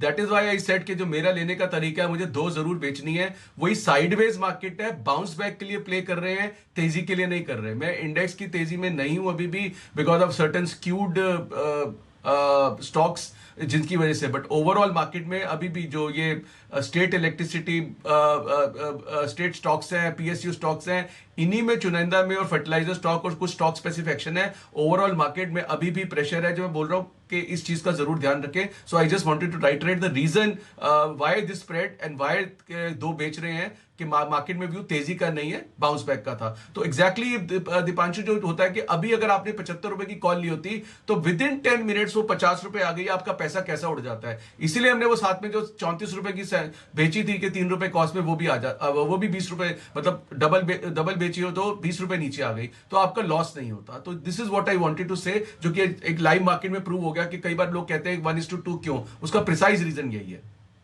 तो ये एक्सप्लेन कर रहे हैं आशु सर कि क्यों स्प्रेड बनाना जरूरी रहता है ऐसे बाजार में, और क्यों जब प्रीमियम डिके होगा तो आपके जो भी वैल्यू है वो भी इतनी जल्दी चली जाती है, तो स्प्रेड के जरिए आप उसे एटलीस्ट प्रिजर्व तो कर ही पाते हैं। और देखिए मुनाफा वसूली में वापस थोड़ा बाजार निचले सरों पर आते हुए दिख रहे हैं। ऐसी भारी गिरावट नहीं हुई है, बट ऊपरी सरों से मुनाफा वसूली भी हो रही है, तो ऊपर बाजार फिर से थोड़ा हल्के होते हुए दिख रहे हैं, निचले सरों से आपको अच्छी खरीदारी आती हुई दिख रही है। पर एक स्टॉक जो आपको अपने रेडार पर रखना है और वो है एनटीपीसी।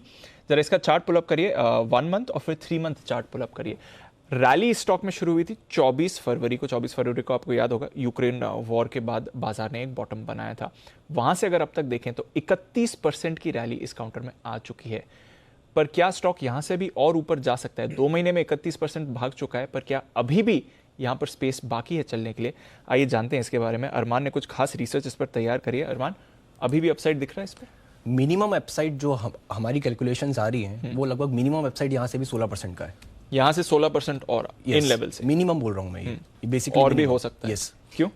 अब इसका बेसिक रीजन ये है कि देखो, जो अभी रिसेंटली जो भी टाटा पावर रिन्यूएबल की जो डील हुई थी, उसमें ये एक मैट्रिसेस होता है जिसमें आप चेक करते हो EV, enterprise value by megawatt. तो पर मेगावाट 10 करोड़ ईवी पे ये डील हुई थी। उस डील के आधार पर अगर एनटीपीसी का अगर आप पोर्टफोलियो देखोगे तो वहां पर अभी 5500 मेगावाट की इनकी कैपेसिटी है, और इनका कहना है कि अगले 2 साल में 3500 मेगावाट का रिन्यूएबल कारोबार इसमें और ये कैपेसिटी ऐड ऑन कर देंगे। उस हिसाब से अगर आप इनका ईवी निकाल के देखें जो सिर्फ रिन्यूएबल कारोबार से आएगा, वो लगभग 91,000 करोड़ का हो जाएगा। और एनालिस्ट का ये मानना है कि जो नॉन रिन्यूएबल कारोबार है उसका वैल्यूएशन अगर आप मेगावाट बाय ईवी देखेंगे तो उसको 5 का मल्टीपल दिया जाता है, 5 करोड़ पर मेगावाट। दूसरी जो कैपेसिटी है जो नॉन रिन्यूएबल कारोबार की है वो लगभग 63,000 करोड़ की है, 63,000 मेगावाट है। उस हिसाब से अगर आप कंपनी का वैल्यूएशन करेंगे तो जो वैल्यूएशन ईवी जो कंपनी का आता है वो लगभग 4.1 लाख करोड़ आ जाता है, और मौजूदा ईवी क्या है 3.5 लाख करोड़। उसी हिसाब से मिनिमम पोटेंशियल तो 16% का यही बन जाता है। अब यही नहीं, इसके साथ साथ आपको यह भी देखना है कि कंपनी आगे के प्लान क्या बता रही है। कंपनी आगे ये बोल रही है कि FY23 में कंपनी लगभग 22,000 करोड़ का कैपेक्स करने वाली है, और मजे की बात और अच्छी बात उसमें यह है कि उसमें 40 से 50% जो कैपेक्स होगा वो रिन्यूएबल कारोबार में किया जाएगा। उसी के साथ साथ अगर आपका कंपनी का लॉन्ग टर्म टारगेट देखें तो कंपनी का लॉन्ग टर्म टारगेट है 2032 तक लगभग 60,000 मेगावाट जो रिन्यूएबल कैपेसिटी है वहां तक वो पहुंचा देंगी। उस कारण ये सब चीजें देखते हुए इसमें अच्छी खासी पोटेंशियल हमें इस स्तर पर भी दिख रही है। तो टाटा पावर की डील अगर आप देखें रिन्यूएबल पोर्टफोलियो में, तो सबसे बड़ा रिन्यूएबल पोर्टफोलियो फिर उनके बाद एनटीपीसी का आता है। करेक्ट। तो उस हिसाब से क्या गैप निकल कर आ रहा है अगर आप इन्हीं बेसिस पर देखते हैं तो? अभी करंटली अगर मैं 2 साल का आगे का जो इनका कैपेक्स है उसको मैं अकाउंट फॉर नहीं करूं, जो कैपेसिटी आ रही है, तो भी इस लेवल पे लगभग 6% का जो पोटेंशियल है वो बढ़ रहा है। और अगर मैं 2 साल का जो कैपेक्स करने वाले हैं जिससे 3500 मेगावाट का रिन्यूएबल का कारोबार इनके पास वापस आ जाएगा, तो इनकी टोटल कैपेसिटी हो जाएगी 9000 मेगावाट की हो जाएगी जो रिन्यूएबल से आएगी। उसके हिसाब से फिर 16% का वैल्यूएशन बढ़ जाता है। पर मैं अब आगे का प्रोजेक्शन नहीं कर रहा हूं कि जो इन्होंने प्लान दे रखे हैं कि वो कैपेक्स के बाद कितना होने वाला है। मैं सिर्फ अभी ये 2 साल का जो कंपनी ने बोला है कि होने ही वाला है, मैं उसी को अकाउंट फॉर कर रहा हूं अभी, और उसी से हमें लग रहा है कि इतनी तो आनी ही चाहिए की बनती ही है बेसिकली। तो 31% दौड़ने के बाद और यहां पर स्पेस 16% का स्पेस बनता है तेजी की। अगर आप टाटा पावर ऑफ कोर्स काफ़ी बड़ा आउट परफॉर्मर रहा है। खबर के बाद अब इसमें हम करेक्शन देख रहे हैं। आज तो खैर वायदा कारोबार के बैन में भी है, बट अगर एक जगह आपको रखनी है नज़र तो वो NTPC है, क्योंकि लॉन्ग टर्म रिन्यूएबल से इन्हें भी बहुत बड़ा फ़ायदा मिलने वाला है। बस वही बात है, बाजार उसको कब रियलाइज करता है। थोड़ा अभी रियलाइज ऑलरेडी कर चुका है, इसलिए आप स्टॉक में रैली देख रहे हैं। यहाँ से भी और रैली इसमें बन सकती है, तो NTPC अपने रेडार पर रखिएगा, इस काउंटर को अच्छी तेजी बन रही है। आइए और कॉल्स भी हैं तैयार। एक बिगुल विश्वेश जी के लिए, विश्वेश के विषय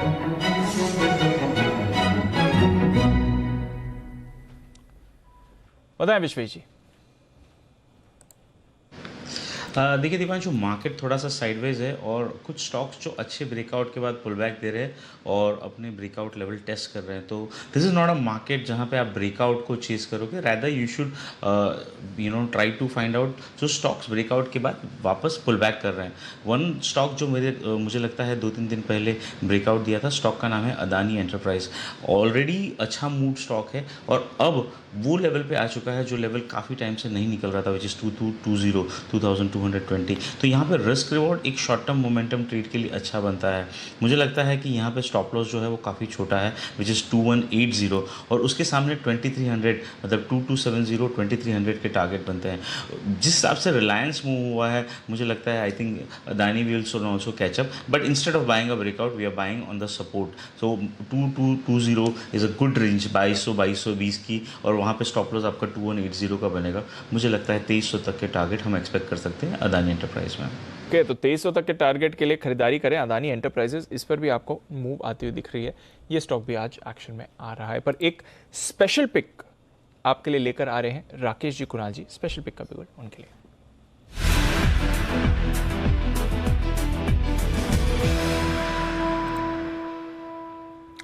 बताएं सर। दीपांशु, लास्ट ईयर हमने ऐसे ही स्पेशल पिक दी थी LTTS पर 2700-2800 रुपए के अराउंड और 3500 प्लस के टारगेट दिए थे और बोला था कि दिवाली तक देखने को मिलेंगे, 1 महीने में देखने को मिले थे। तो आज जो स्पेशल पिक है वो अभी खरीदें और दिवाली तक 25% प्लस का एप्रिसिएशन देखने को मिलेगा। मार्केट साइडवेज है, बट एक इंडेक्स निफ्टी CPSE इंडेक्स अगर आप देखें तो अनचार्टेड टेरिटरी में आ चुका है। 2018 के हाइस को तोड़ दिया और इस इंडेक्स के हैवी वेट देखें तो NTPC, पावर ग्रिड, कोल इंडिया, ये सब स्टॉक्स हैं। तो इसके ETF CPSE ETF में एक ओवरवेट खरीदारी की राय है।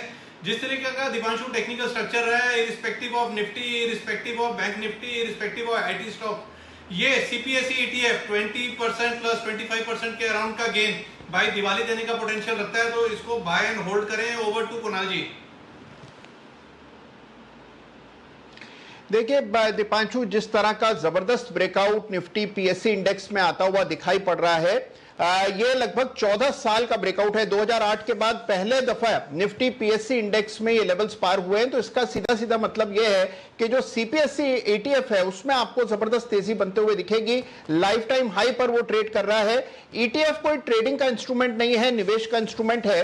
तो यहां पर आपको धीरे धीरे करके नीचे के लेवल्स पर इसको अक्यूमुलेट करना है, दीपावली तक रखना है। और हमारा ये विचार है कि इसमें आपको 20 से 25% का अपसाइड दीपावली तक मिलेगा। तो बहुत ही सेफ और एकदम शानदार खरीदारी का मौका है। तो नीचे के लेवल्स पर अक्यूमुलेट करें ETF को, CPSE ETF। डाल दें सर।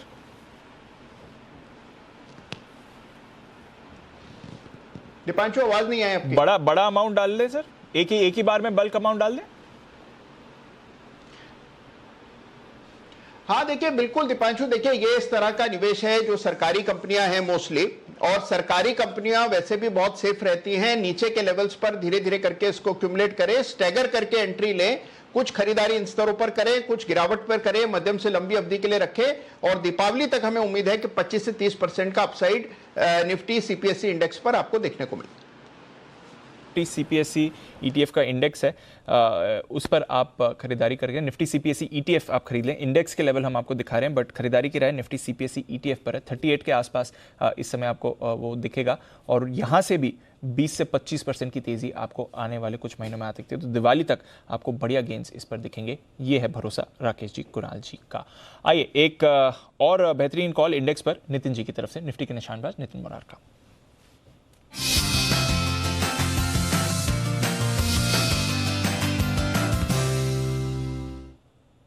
बताएं सर।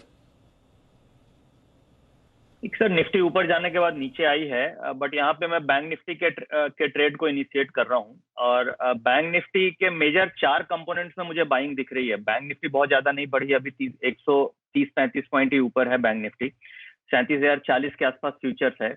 बट जो बैंक निफ्टी का एक तो HDFC बैंक है जो ऑलरेडी गिर चुका है, उसमें बाइंग दिख रही है नीचे के लेवल पे। ICICI बैंक में काफी अच्छी बाइंग दिख रही है डेटा में। दूसरा एक्सिस बैंक और SBI, ये 4 स्टॉक्स में बाइंग दिख रही है। वेयर एज जिस हिसाब से इन स्टॉक्स में बाइंग है, बैंक निफ्टी बढ़ी नहीं है। बैंक निफ्टी इनफैक्ट बिल्कुल 135-40 पॉइंट पे अटकी हुई है। तो मुझे ऐसा लग रहा है कि एक्युमुलेशन हो रहा है इन चारों स्टॉक्स में, जो फॉलो ऑन बाइंग क्या तो क्लोजिंग में मिलेगी हमें, या फिर हो सकता है कल एक गैप अप ओपनिंग या पॉजिटिव ओपनिंग मिल सकती है। तो इसको देखते हुए हम एक low risk reward ratio trade ले रहा हूं मैं। परसों एक्सपायरी भी है और ये हम बुल कॉल स्प्रेड ले रहे हैं। 37,100 की कॉल ऑप्शन आपको लेनी है और 37,400 की बेचनी है। ये 100 रुपए के डिफरेंस में बनेगी। 300 पॉइंट का स्प्रेड है, 100 रुपए की कॉस्टिंग आएगी आपकी। 50 रुपया लॉस का स्टॉप लॉस रखना है और टारगेट करीब 100 से 150 रुपया ऊपर प्रॉफिट का आप रख सकते हैं। यानी 50 रुपया आप रिस्क ले रहे हैं, 100-150 रुपया प्रॉफिट्स का टारगेट रख रहे हैं। बुल कॉल स्प्रेड हो गई।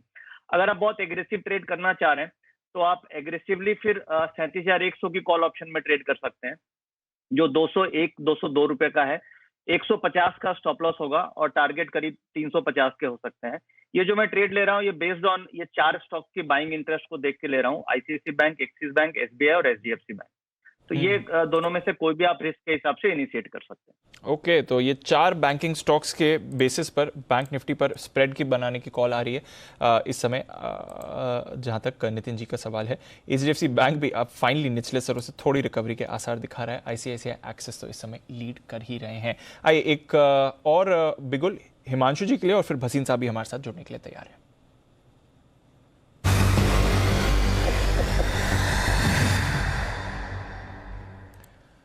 बताएं हिमांशु जी। एक और कैश सेगमेंट का स्टॉक मेरे रडार पर आया है दीपांशु। स्टॉक का नाम है मनाली पेट्रो। ये पर्टिकुलर स्टॉक भी एक लंबी कंसोलिडेशन के बाद आज एक बड़े स्ट्रॉन्ग वॉल्यूम्स के साथ ब्रेकआउट देता हुआ नजर आ रहा है। मुझे लगता है कि यहाँ पर जिस तरह से स्टॉक में ब्रेकआउट आ जाया है, ये स्टॉक 150 और 160 रुपए तक के टारगेट्स कल तक दिखाने का पोटेंशियल रखता है। तो करंट लेवल्स 137 रुपए के हैं। मनाली पेट्रो में एक अच्छा ब्रेकआउट है, खरीदारी करके चले। एक छोटा स्टॉप लॉस 133 रुपए का, 4 रुपए का स्टॉप लॉस रहेगा और अपसाइड में पहला टारगेट 150, दूसरा टारगेट 160 रुपए तक का यहाँ पर आता हुआ नजर आ सकता है। ओके, 150 और 160 के टारगेट के लिए मनाली पेट्रो में करें आप खरीदारी। MRPL बढ़िया move, IG petro, Chennai petro और अब मनाली पेट्रो, ये सारे के सारे काउंटर्स जबरदस्त तेजी के मूड में आपको आते हुए दिख रहे हैं। MRPL तो ऑफकोर्स सुबह हिमांशु जी और सिमी जी की कॉल भी थी, 20% का सर्किट भी ये काउंटर लगा चुका है। वक्त है 2:45। स्वागत करते हैं भसीन साहब का भसीन के हसीन शेयर्स के लिए।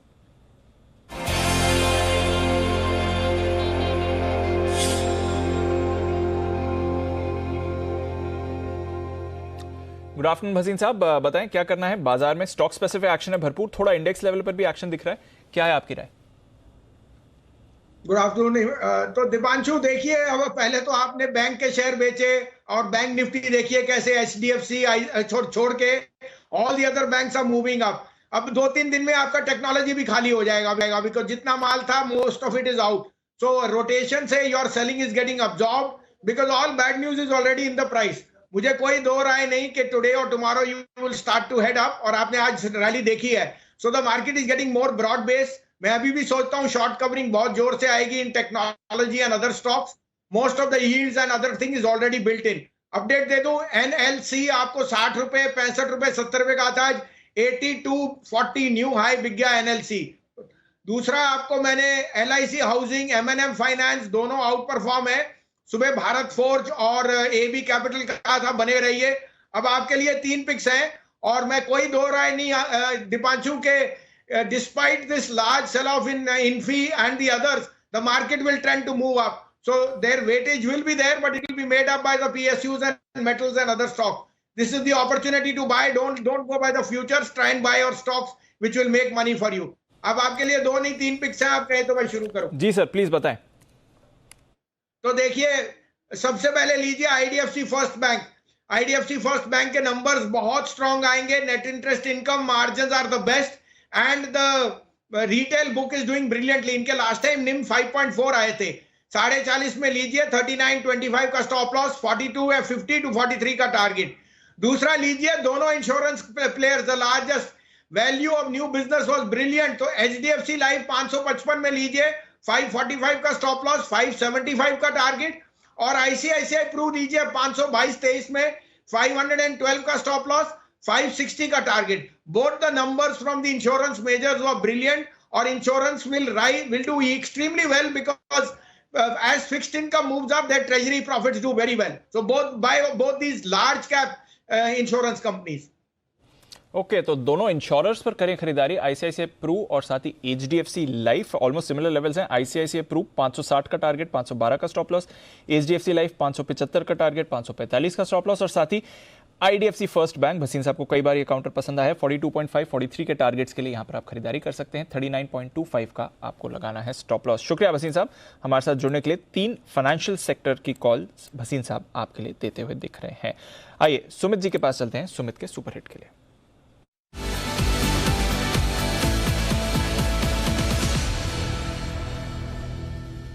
बताएं सर। जो बाय का स्टॉक है, ये स्टॉक मैंने पहले भी बहुत बार नीचे के लेवल पर रिकमेंड किया हुआ है, 24-25 रुपए के आसपास, और अभी ये स्टॉक में ब्रेकआउट है। 34 रुपए 50 पैसे, 34 रुपए 65 पैसे का अभी भाव है। स्टॉक का नाम है NHPC। ये स्टॉक के अंदर ब्रेकआउट है। रिसेंट के हाई ब्रेक हो चुके हैं। स्टॉक पिछले 2-3 दिनों से कंटिन्यूसली, इनफैक्ट पिछले 1 हफ्ते से मुझे बोलना चाहिए, कंटिन्यूसली तेजी दिखा रहा है, और अभी स्टॉक के अंदर रिसेंट के हाई ब्रेक हो चुके हैं। मेरे को लग रहा है ये स्टॉक यहां से 37 रुपए से लेकर 38 रुपए तक का मूव इमीडिएटली शॉर्ट टर्म में आने वाले कुछ ही दिनों में दिखा सकता है।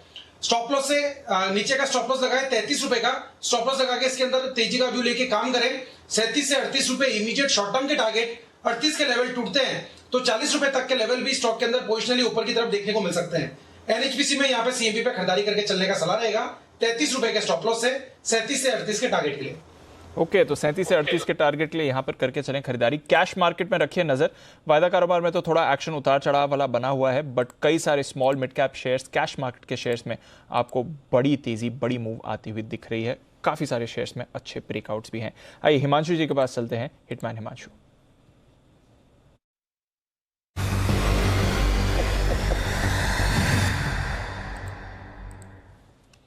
बताएं हिमांशु जी। दीपांशु जी, एक्चुअली स्टॉक जो था वो बहुत तेज, उसमें ऑलरेडी मूव आ चुका है, तो मुझे लगता है कि मैं इस कॉल को अभी होल्ड करूंगा।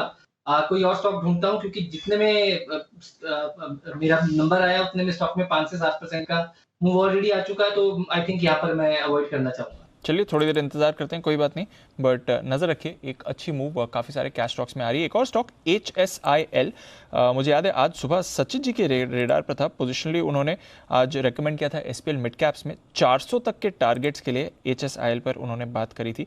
380 के लेवल इस समय आपको स्टॉक में आते हुए दिख रहे हैं, तो बड़ा मूव आया। 340 पर रेकमेंड किया था, 380 के लेवल्स इस समय आपको HSIL पर आते हुए दिख रहे हैं। 15% की तेजी इस काउंटर में आज आपको आती हुई दिखी है। कुणाल जी जरा एक बार देखें HSIL जो आज का ब्रेकआउट आया है।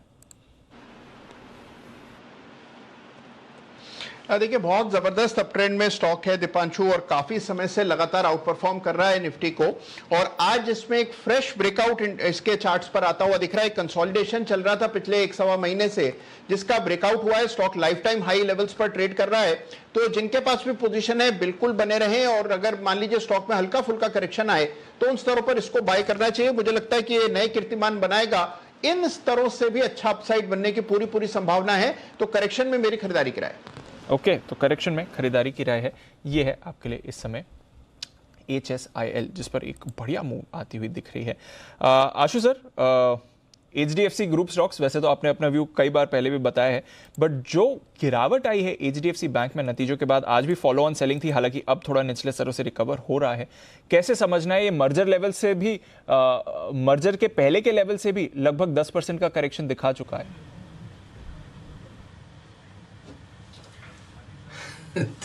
दीपांशु, मैं इस पे अनफॉर्चुनेटली ज़्यादा कमेंट नहीं कर पाऊंगा, बट मेरा वो स्टिल वो जो अंडर परफॉर्मेंस वाला व्यू है जो कुछ टाइम से चल रहा था वो कंटिन्यू वही है।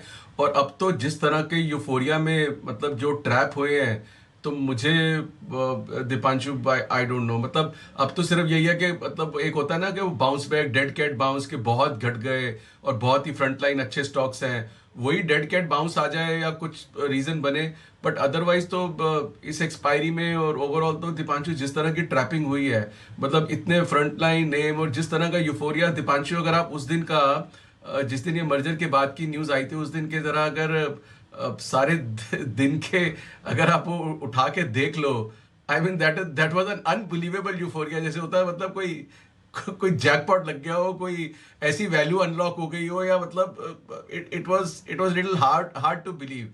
But honestly having said that, ऐसा भी नहीं लग रहा था कि मतलब इस तरह से होगी, बट वो जब वो पहले दिन और दूसरे दिन और उसी दिन वो जब फिजल आउट हुआ कुछ एक्सटेंट पे, फिर अगले 2 दिन तक फॉलो अप सेलिंग रही, तब वो सिग्नल मिल गया कि इसमें क्या होने वाला है। पर दीपांशु इसमें मतलब इस लेवल पे ना ऑनेस्टली मेरा कोई व्यू नहीं है। आई मीन मेरे दोनों अभी अवॉइड लिस्ट के अंदर ही है और कोई ऐसा क्रेडिबल व्यू नहीं है मेरे पास इन स्टॉक के बारे में। फिलहाल तो अवॉइड लिस्ट में है एचडीएफसी बैंक दोनों में भारी गिरावट आई है। नितिन जी जरा एक बार चार्ट पर देखें, और गिरावट आएगी या अब सपोर्ट के करीब आ रहे हैं? सपोर्ट कहां दिखता है सर एचडीएफसी बैंक के लिए? देखिए सर, एचडीएफसी बैंक में 1340 और 1320 ये काफी स्ट्रॉन्ग सपोर्ट जोन है और इसमें बाउंस इसी लेवल से आना चाहिए। अगर ये बाउंस नहीं आता है 1365 के आसपास है, तो नेक्स्ट जो सपोर्ट लेवल आ रहा है वो 1340 से 1320 के बीच में एचडीएफसी बैंक में है।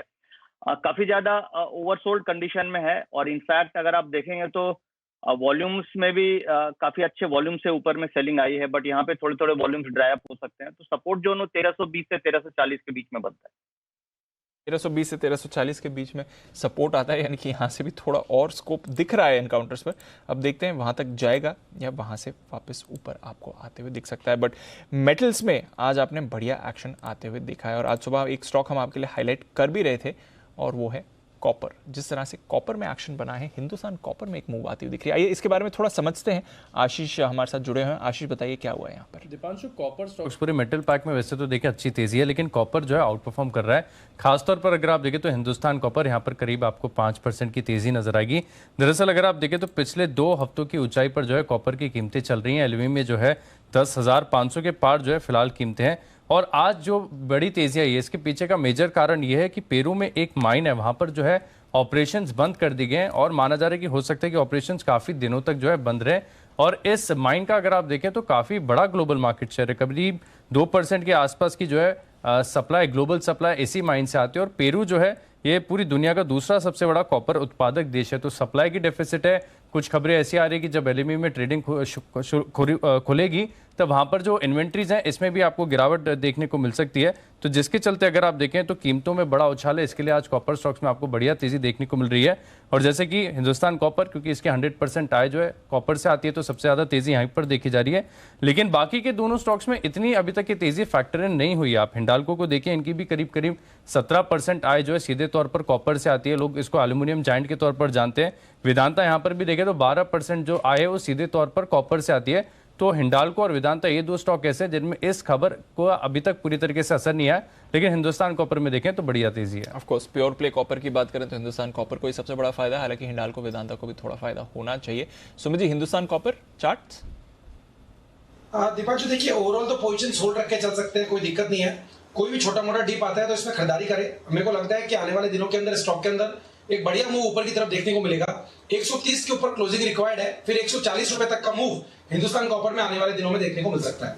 ओके, तो यह है आपके लिए हिंदुस्तान कॉपर पर राय इस समय। इस बीच बाजार फिर से अपनी गेन्स गिव अप कर चुका है। दूसरी बार अच्छी रिकवरी आई थी और दूसरी बार फिर से बाजार आपको फिसलते हुए दिख सकता है और इस समय ड्रैग कर रहे हैं बाजार को एचडीएफसी बैंक जो वापस गिरा है, 1360 के नीचे आया है, एचडीएफसी लिमिटेड, एचडीएफसी लाइफ, तो तीनों एचडीएफसी ग्रुप स्टॉक्स इस समय ड्रैग कर रहे हैं। आईटीसी में आज आपको मुनाफा वसूली दिख रही है और अभी की गिरावट में आईटीसी भी एक लीड ड्रैगर है। इन्फोसिस वापस फिसलते हुए दिख रहा है, 1580 के लेवल पर आ गया इन्फोसिस, यहां से भी दबाव बनते हुए दिख रहा है। तो एचडीएफसी बैंक, इन्फोसिस, ये जो 3 कल के कल्प्रिट्स थे, आज की गिरावट में भी वही सबसे आपको आगे दिख रहे हैं। मारुति, टाटा मोटर्स, हल्की गिरावट यहां पर आती हुई दिख रही है। HCL tech, Britannia, Tata consumers भी फिसलते हुए दिख रहे हैं। बट दिग्गजों की बात करें तो वो 3 नाम है, साथ ही आईटीसी है जहां पर आपको थोड़ा प्रेशर और इस समय बनते हुए दिख रहा है। एचयूएल भी आज फॉर्म में नहीं है, 2.5% नीचे ये काउंटर भी आया है, अगेन बाजार के प्रेशर में ऐड कर रहा है इस समय। तो वापस फिसले हैं बाजार। निफ्टी, बैंक निफ्टी दोनों ने अपने गेन्स गिव अप कर दिए हैं। आशु सर, स्प्रेड पर कोई अपडेट? दीपांशु, स्प्रेड वो 4 रुपए कॉस्ट में था, 4 रुपए है और इसलिए दीपांशु मैं बीच में दोबारा आके बोला था क्योंकि कहीं लोग कंफ्यूज ना हो कि व्यू मेरा तेजी का नहीं है, सिर्फ बाउंस बैक का था। उसका चांस लेने के लिए 3-4 रुपए से ज्यादा की वैल्यू का मैं एट्रीब्यूट कर ही नहीं सकता हूं, और क्योंकि लार्ज कैप्स में कोई भी दम नजर नहीं आ रहा है दीपांशु। और अगर जिस तरह से अब बंद हो गया है तो मैंने कहा था कि मतलब 1700 ब्रीच करने का घर खुला हुआ है, और I will not be surprise कि 16800 16500 भी निफ्टी आ जाए।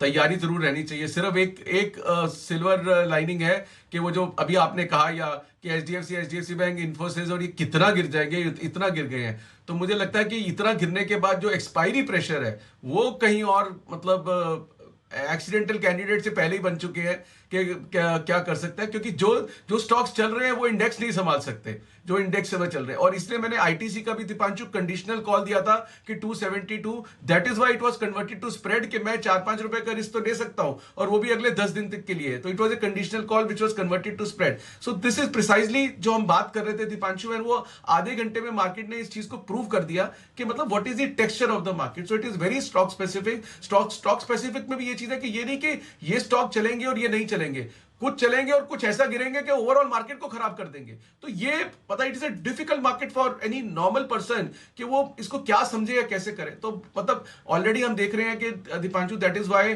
अभी नितिन ने भी किया कि लोअर वॉल्यूम्स पे घट रहे हैं, क्योंकि वॉल्यूम वैसे ही मार्केट में कम हो गया है। एक थोड़ी बोरिंग मार्केट हो गई है, नॉन परफॉर्मिंग मार्केट हो गई है, आइडियाज बहुत कम होते जा रहे हैं, मतलब सिमटते जा रहे हैं। तो ये मार्केट थोड़ा सा मुझे लगता है कि कुछ टाइम के लिए शायद ऐसा ही रहे, थोड़ी शांति चाहिए, कोई कंपल्सिव ट्रेडिंग नहीं करनी चाहिए जस्ट बिकॉज स्टॉक घट गए तो अच्छे लग रहे हैं। जिसको पहले दिन घटा था अच्छा लग रहा था, दूसरे दिन घटा था बहुत अच्छा लग रहा था, तीसरे दिन घटा उससे भी अच्छा लगा, चौथे दिन वाला तो कहेगा यार पहले 3 दिन वाले तो बड़े समझदार नहीं थे, मैं ज्यादा समझदार हूं, अब छठे दिन वाले से पूछ के क्या कहेगा। तो ऐसी मार्केट में दीपांशु ये सब थोड़ा सा अवॉइड करना चाहिए, थोड़ी शांति रखनी चाहिए। शांति रखनी चाहिए। और इस समय तो वापस मूड माहौल बिगड़ते हुए दिख रहा है। डेज लो पर बाजार आपको आते हुए दिख रहे हैं 17100 पर।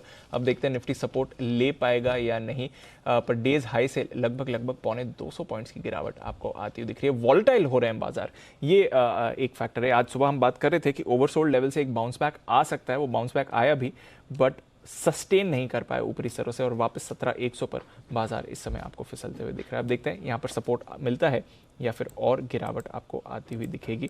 HDFC bank, HDFC life, SBI life, ये कुछ काउंटर्स हैं जहां पर गिरावट आई है। एचयूएल में आज एक ब्रेकडाउन आते हुए दिख रहा है। इनफैक्ट एचयूएल अब 2100 के लेवल के नीचे जाने की तैयारी दिखा रहा है। हिमांशु जी जरा देखें एचयूएल के चार्ट का, 2100 के नीचे जाने की तैयारी में है।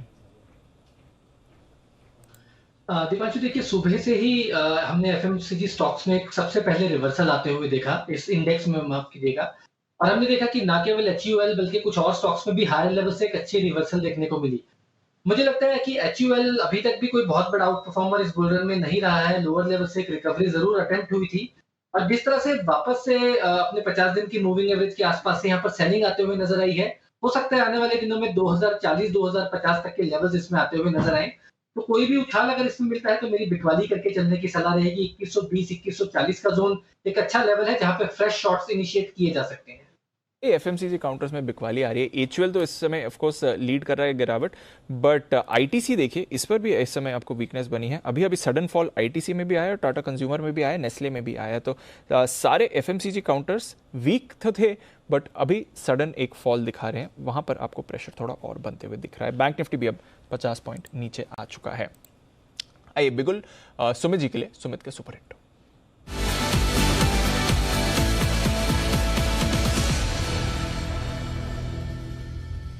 बताएं सुमित जी।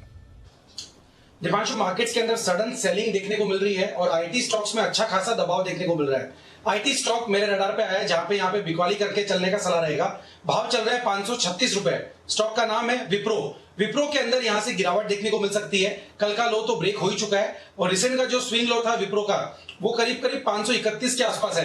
मेरे को लग रहा है कि ये लो टेस्ट करेगा और 525 रुपए तक के लेवल विप्रो में देखने को मिल सकते हैं। 545 का स्टॉप लॉस लगा के विप्रो में यहाँ पे सीएमपी पे बिकवाली करे।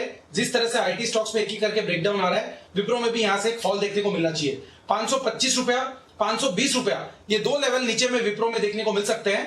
इस हफ्ते का व्यू लेके काम करें। 545 के स्टॉप लॉस से बेचे, 525, 520 के टारगेट के लिए। ओके, 525, 520 के टारगेट के लिए बिकवाली करके चले जहां तक विप्रो का सवाल है। ये भी आपको दबाव में आते हुए दिख रहा है। भारतीय बाजार के साथ साथ इंटरनेशनल मार्केट्स में भी प्रेशर दिख रहा है। डाउ फ्यूचर्स अब 60 अंक नीचे आ चुके हैं, यहाँ पर भी आपको दबाव बनते हुए दिख रहा है। शो की जब शुरुआत करी थी तब 100 अंक ऊपर थे, तो वहाँ से आपने एक शार्प रिवर्सल देखा है। जहाँ तक डाउ फ्यूचर्स का सवाल है, ये भी एक चिंता का विषय है बाजार के लिए। ग्लोबल क्यूज भी थोड़े अब बिगड़ते हुए दिख रहे हैं, जिसकी वजह से प्रेशर और ऐड हो रहा है इस समय बाजार की गिरावट में। तो 17,050 पर आ गया निफ्टी, और तेज गिरावट इस समय आपको आती हुई दिख रही है। Across the board selling pressure अब आपको बनते हुए दिख रहा है। इवन रिलायंस ऊपर से फिसलते हुए दिखा है, यहाँ पर आप दबाव देख रहे हैं। आईसीआईसीआई बैंक ऊपर से थोड़ा फिसला है इस समय। बजाज फाइनेंस, बजाज फिनसर्व ऊपर से फिसले हैं। बाजार की ब्रेथ और थोड़ी खराब होती हुई दिख रही है। तो across the board selling pressure अब थोड़ा और बढ़ते हुए दिख रहा है इस समय बाजार के लिए। आइए एक बिगुल हिमांशु जी के लिए। हिटमैन हिमांशु।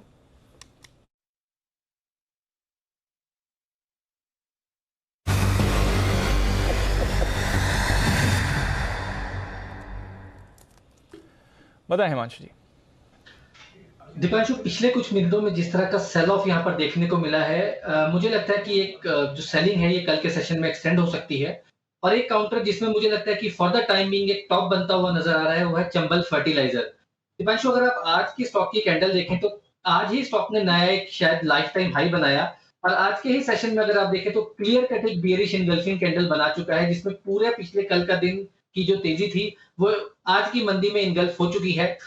क्लियर कट 465 466 के करंट लेवल्स हैं, और 400 रुपए तक की स्ट्राइक की पुट में क्लियर कट एक अनवाइंडिंग पिछले कुछ मिनटों में आता हुआ नजर आया है। तो क्लासिक केस है लॉन्ग ट्रैप्स का, और मुझे लगता है कि यहाँ पर शॉर्ट पोजीशंस को कैरी करके जाना चाहिए। करंट लेवल्स पे शॉर्ट करें, अगर कोई 3-4 रुपए का उछाल आता है 470-72 रुपए तक, वहां पर और शॉर्ट पोजीशंस को ऐड करें। 475 का स्टॉप लॉस रखें। 450 रुपए तक के टारगेट्स पहला टारगेट और 440 रुपए का दूसरा टारगेट चंबल फर्टिलाइजर्स में शॉर्ट करके चलने की सलाह रहेगी। चंबल फर्टिलाइजर को शॉर्ट करके चलें। ट्रेडर्स फेवरेट रहा है चंबल फर्टिलाइजर। बढ़िया गेन्स इस काउंटर ने आपको दिखाई हैं, बट अब लग रहा है कि इसका मूड भी बाजार के साथ बिगड़ने के लिए तैयार है, और चंबल फर्टिलाइजर भी अब आपको फिसलते हुए दिख रहा है। 450 पॉइंट्स का कट हो चुका है सेंसेक्स पर। गिरावट देखिए काफी भारी आ रही है, 10% के निचले सर्किट पर आने वाले इस समय चंबल फर्टिलाइजर। वायदा कारोबार में अगर आप देखें तो बड़ा कट चंबल फर्टिलाइजर में आपने आते हुए दिखा है इस समय। काफी बड़ा प्रेशर इस पर बन रहा है। ओबरॉय रियल्टी पर बड़ा प्रेशर आया है। इंडिया सीमेंट्स ऊपर से काफी तेजी से गिरते हुए दिखा है। माइंट्री, एल&टी इन्फोटेक, इंटेलेक्ट डिजाइन, वापस आपको मिड कैप आईटी शेयर्स भी गिरावट के लिए तैयार होते हुए दिख रहे हैं। आरबीएल बैंक आज 4% नीचे, ये काउंटर भी आपको आते हुए दिखा है। बैन से बाहर आया और उसके बाद से ही दबाव में बना हुआ है। तो आरबीएल बैंक, इस पर भी कोई छुपने की जगह आपको नहीं मिलती हुई दिख रही है। काफ़ी ज़्यादा प्रेशर में बना हुआ है ये काउंटर। इनफैक्ट सुमित जी की तो सुबह की सेल कॉल भी थी आरबीएल बैंक। सुमित जी, यहाँ से और गिरावट आ सकती है, क्या करना है इस लेवल पर?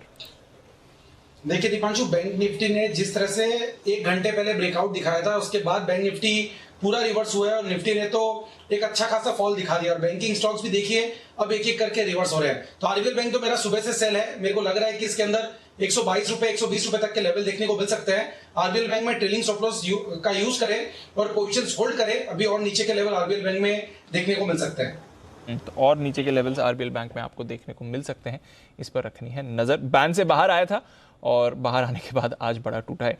क्या कुछ और बदलाव हो सकते हैं? टाटा पावर तो है बैन में, और क्या चेंजेस हो सकते हैं बैन से बेनिफिट? आइए चलते हैं आशीष के पास।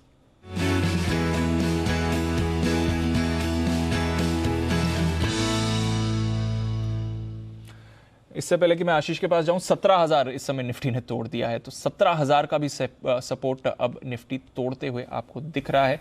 बैंक निफ्टी 36,500 के नीचे आते हुए दिख रहा है। आशु सर भी जो अभी अपडेट दे रहे थे, 16,800 तक जाने की संभावना है। अभी 17,000 बाजार ने तोड़ा है। 200 पॉइंट का कट आपको निफ्टी पर आते हुए दिख रहा है। थोड़ी देर पहले हम 17,250 पर शो की शुरुआत करी थी हमने, वहां से 17,200 आए। अब देखिए 17,000 के नीचे आते हुए दिख रहे हैं इस समय। भारी गिरावट। आशु सर, कोई स्पेसिफिक ट्रिगर दिख रहा है इस समय बाजार में जो ऊपरी स्तरों से ऑलमोस्ट 300 पॉइंट्स की गिरावट दिखे?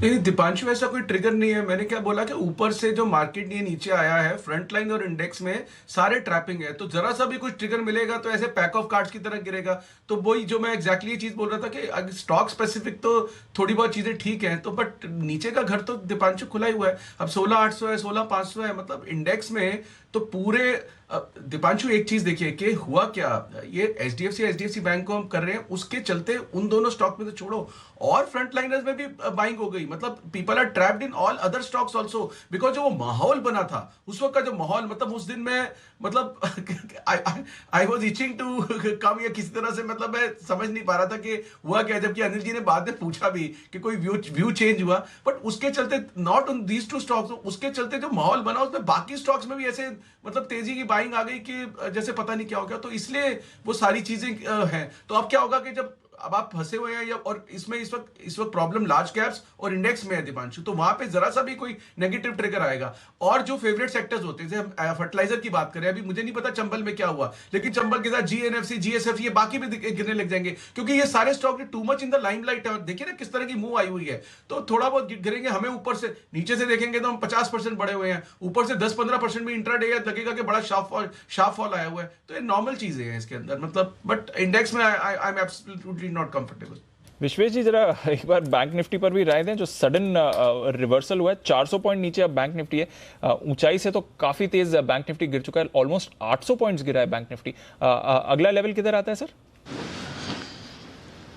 See, I think Dipanshu, there is some geopolitical tension. I think some of the rumors that are spreading on WhatsApp, and if you read that, आपको थोड़ा लगेगा कि रशिया यूक्रेन का कुछ स्पाइक अप वापस हुआ है, उसकी वजह से है हमने ये सडन सेलिंग देखी है। सी, एट द सेम टाइम मैं ये कहूँगा कि आज के हाई पे बैंक निफ्टी और आज के हाई पे Nifty has failed to a critical level, it has an opportunity.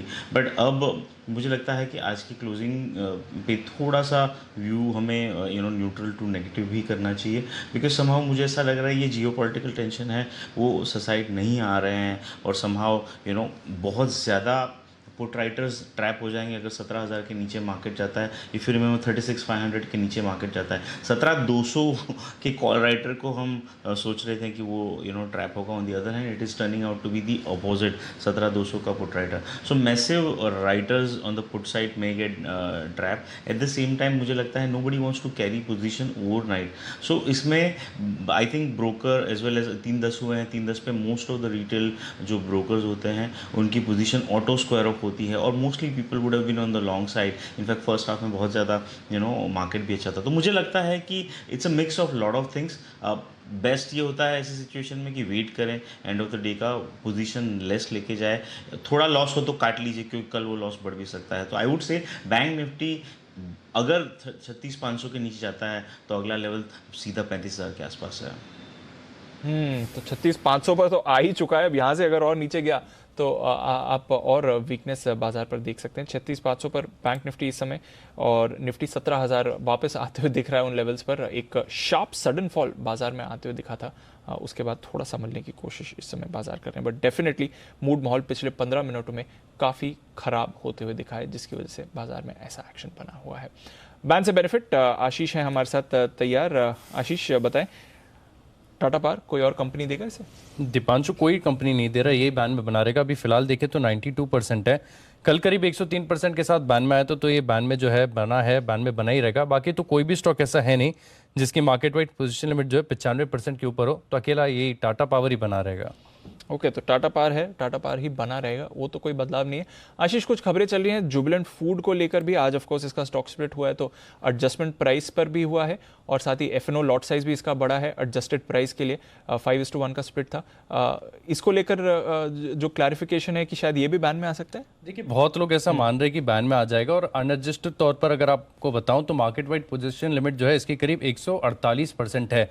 लेकिन ये सही नहीं है, क्योंकि कल देर शाम को जो है एनएसई ने सर्कुलर निकालकर जो बताया कि अब इसकी जो revised market wide position limit होगी, यानी नंबर ऑफ शेयर्स के मुताबिक आप देखें तो करीब 7,64,00,000 के आसपास है। तो यानी इसके मुताबिक अगर आप देखेंगे तो ये स्टॉक बिल्कुल भी बैन में नहीं आ रहा है। लेकिन क्योंकि काफी सारे सॉफ्टवेयर ब्रोकरेजेस की तरफ से ऐसे आ रहे हैं जहां पर इसको जो है नई मार्केट वाइड पोजीशन लिमिट को फैक्टर नहीं किया गया है, इसके लिए आपको नजर आएगा कि 147-148% की मार्केट वाइड पोजीशन लिमिट है, लेकिन ये स्टॉक बैन में नहीं आ रहा है।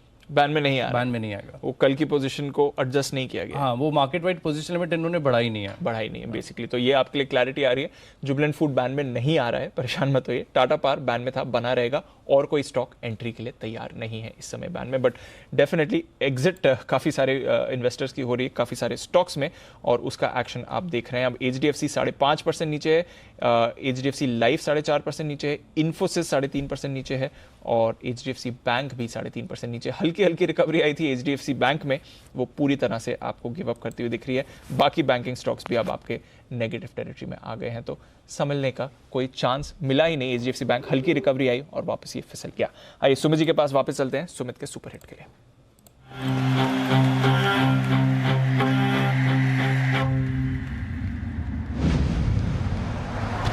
कभी कभी खुशी के लिए एक उदाहरण ही काफी है। एबिक्स कैश हर खुशी के लिए काफी है।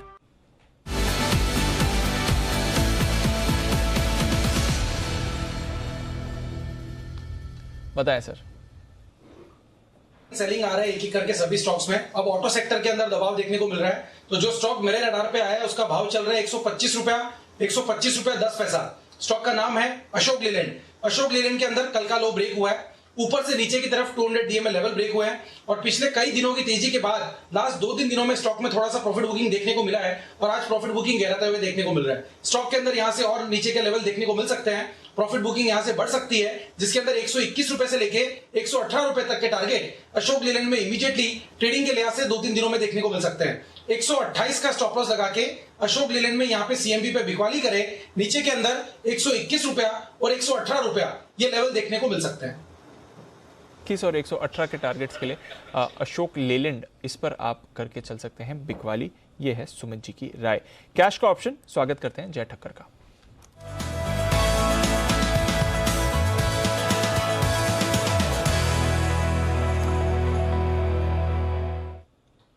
जय, सडन और भारी गिरावट आई है बाजार में, ऐसा क्या हो गया पिछले 15 मिनटों में?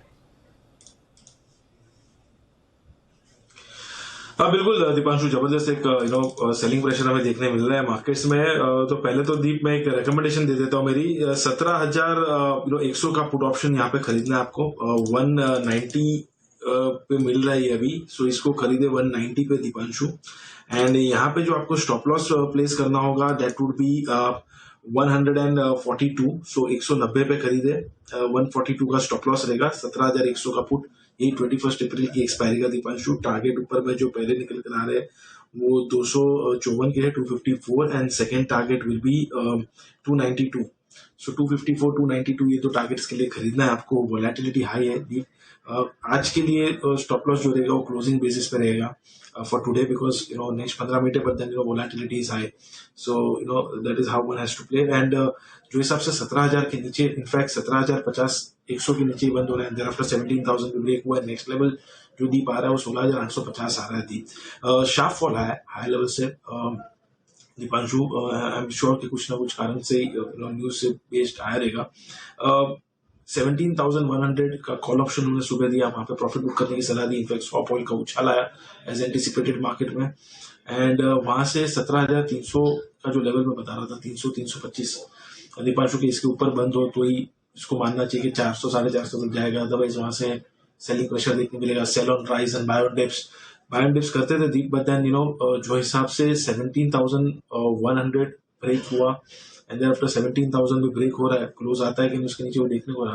अगर आ जाता है 17,000 के नीचे क्लोज, तो 16,850 जो मैंने दीप कहा है वहां तक पहले हमें देखने मिलेगा market, and that is now going to be crucial level going forward. 16,850 वो होल्ड करता है तो ठीक है। अगर वो ब्रेक किया तो दीपांशु जैसा अभी फॉल देखने मिला, मे बी और आपको मोमेंटम ऐड होते हुए देखने मिलेगा। ऑल्दो ओवरसोल्ड है मार्केट्स, बट देन सस्टेन नहीं करेगा जब तक हाई लेवल्स पे, तब तक ये मार्केट ऐसे ही रहेगा सेल ऑन राइज वाला। सेल ऑन राइज मार्केट ही रहेगा। हल्की सी रिकवरी आई थी, उसमें थोड़ा बाजार का कॉन्फिडेंस वापस आते हुए दिख रहा था, पर जैसे ही कॉन्फिडेंस वापस आया आप देख रहे हैं मूड माहौल वापस बिगड़ते हुए दिख रहा है। और अब 17,100 का पुट खरीदने की राय दे रहे हैं जय। 17,000 के वापस नीचे इस समय बाजार आते हुए दिख रहा है, तो छुपने की जगह कहीं पर भी नहीं दिख रही है इस बाजार में आपको। आइए L&T इन्फोटेक, इसके नतीजे आना बाकी हैं, एक बार कुशल से जान लेते हैं। कुशल, बाकी बाजार का मूड माहौल तो बिगड़ा हुआ है, क्या नंबर्स से थोड़ा मूड सुधर सकता है या नंबर्स भी ऐसे ही रहने वाले हैं सुस्त? प्राइस में ही रिफ्लेक्शन लग रहा है क्योंकि यहाँ पर गिरावट जो है हमें लगातार सुबह से ही इस काउंटर में देखने को मिली है और कहीं ना कहीं इसका जो रिफ्लेक्शन है वो हो सकता है कि आगे जो पोस्ट मार्केट नंबर्स हैं उसमें आता हुआ नजर आए। डॉलर आए करीबन 3.5% बढ़कर 57.3 करोड़ पर रह सकती है। हालांकि अगर आप देखें तो अगर आप लोअर द पैक जाएंगे खासकर मिड कैप आईटी कंपनियों में तो उसमें 5.25% की ग्रोथ की एक्सपेक्टेशंस लगा रहा है मार्केट। तो उसके मुकाबले थोड़ी सी स्लोअर साइड पर डॉलर रेवेन्यू ग्रोथ एक्सपेक्टेड है। मार्जिन 17.9% से घटकर 17.2% की एक्सपेक्टेशंस और साथ ही कंपनी का मुनाफे में भी बहुत ज़्यादा बदलाव नहीं है। 612 करोड़ के मुकाबले केवल 615 करोड़ पर हमारा अनुमान लगाकर चल रहे हैं। ओवरऑल मैन्युफैक्चरिंग वर्टिकल में थोड़ा सा ड्रैग दिख सकता है इस तिमाही में। साथ ही मार्जिन प्रेशर जिस तरह से अट्रेशन दर लगातार सभी कंपनियों के लिए एक बड़ी चिंता का सबब बना हुआ है खासकर मिड कैप आईटी कंपनियों में, वहां पर कहीं ना कहीं इसका इम्पैक्ट मार्जिन्स पर भी आता हुआ नजर आएगा और डील पाइपलाइन को लेकर कमेंट्री तो अहम रहेगी ही। बट ओवरऑल जिस तरह के नंबर्स आ रहे हैं वो कहीं ना कहीं गिरावट का रुझान दिखा रहे हैं। बिल्कुल, तो सहारा नहीं दिखने वाला है यहाँ पर। बहुत ही वीक आउटलुक इस समय बना हुआ है और चार्ट देखिए एल&टी इन्फोटेक 6%, 6.5% नीचे इस समय ये काउंटर ट्रेड करते दिख रहा है। विश्वेश जी जरा एक बार चार्ट देखें एल&टी इन्फोटेक का, 5,500 के भी नीचे इस समय। देखिए मेरे हिसाब से दीपांशु काफ़ी वीक चार्ट है। मेजर सपोर्ट ब्रेकडाउन हुआ है, अगला लेवल सीधा 5000 के आसपास है और समहाउ ये जो निफ्टी बैंक निफ्टी के लेवल्स टूटे हैं Deepanshu, I would say that आप शायद कल थोड़ा पुल बैक देख सकते हो, लेकिन मुझे सीवियरली डैमेज लग रहा है स्ट्रक्चर। ग्लोबल न्यूज़ डेफिनेटली कुछ होगा, शायद मार्केट आज के बाद आएगा।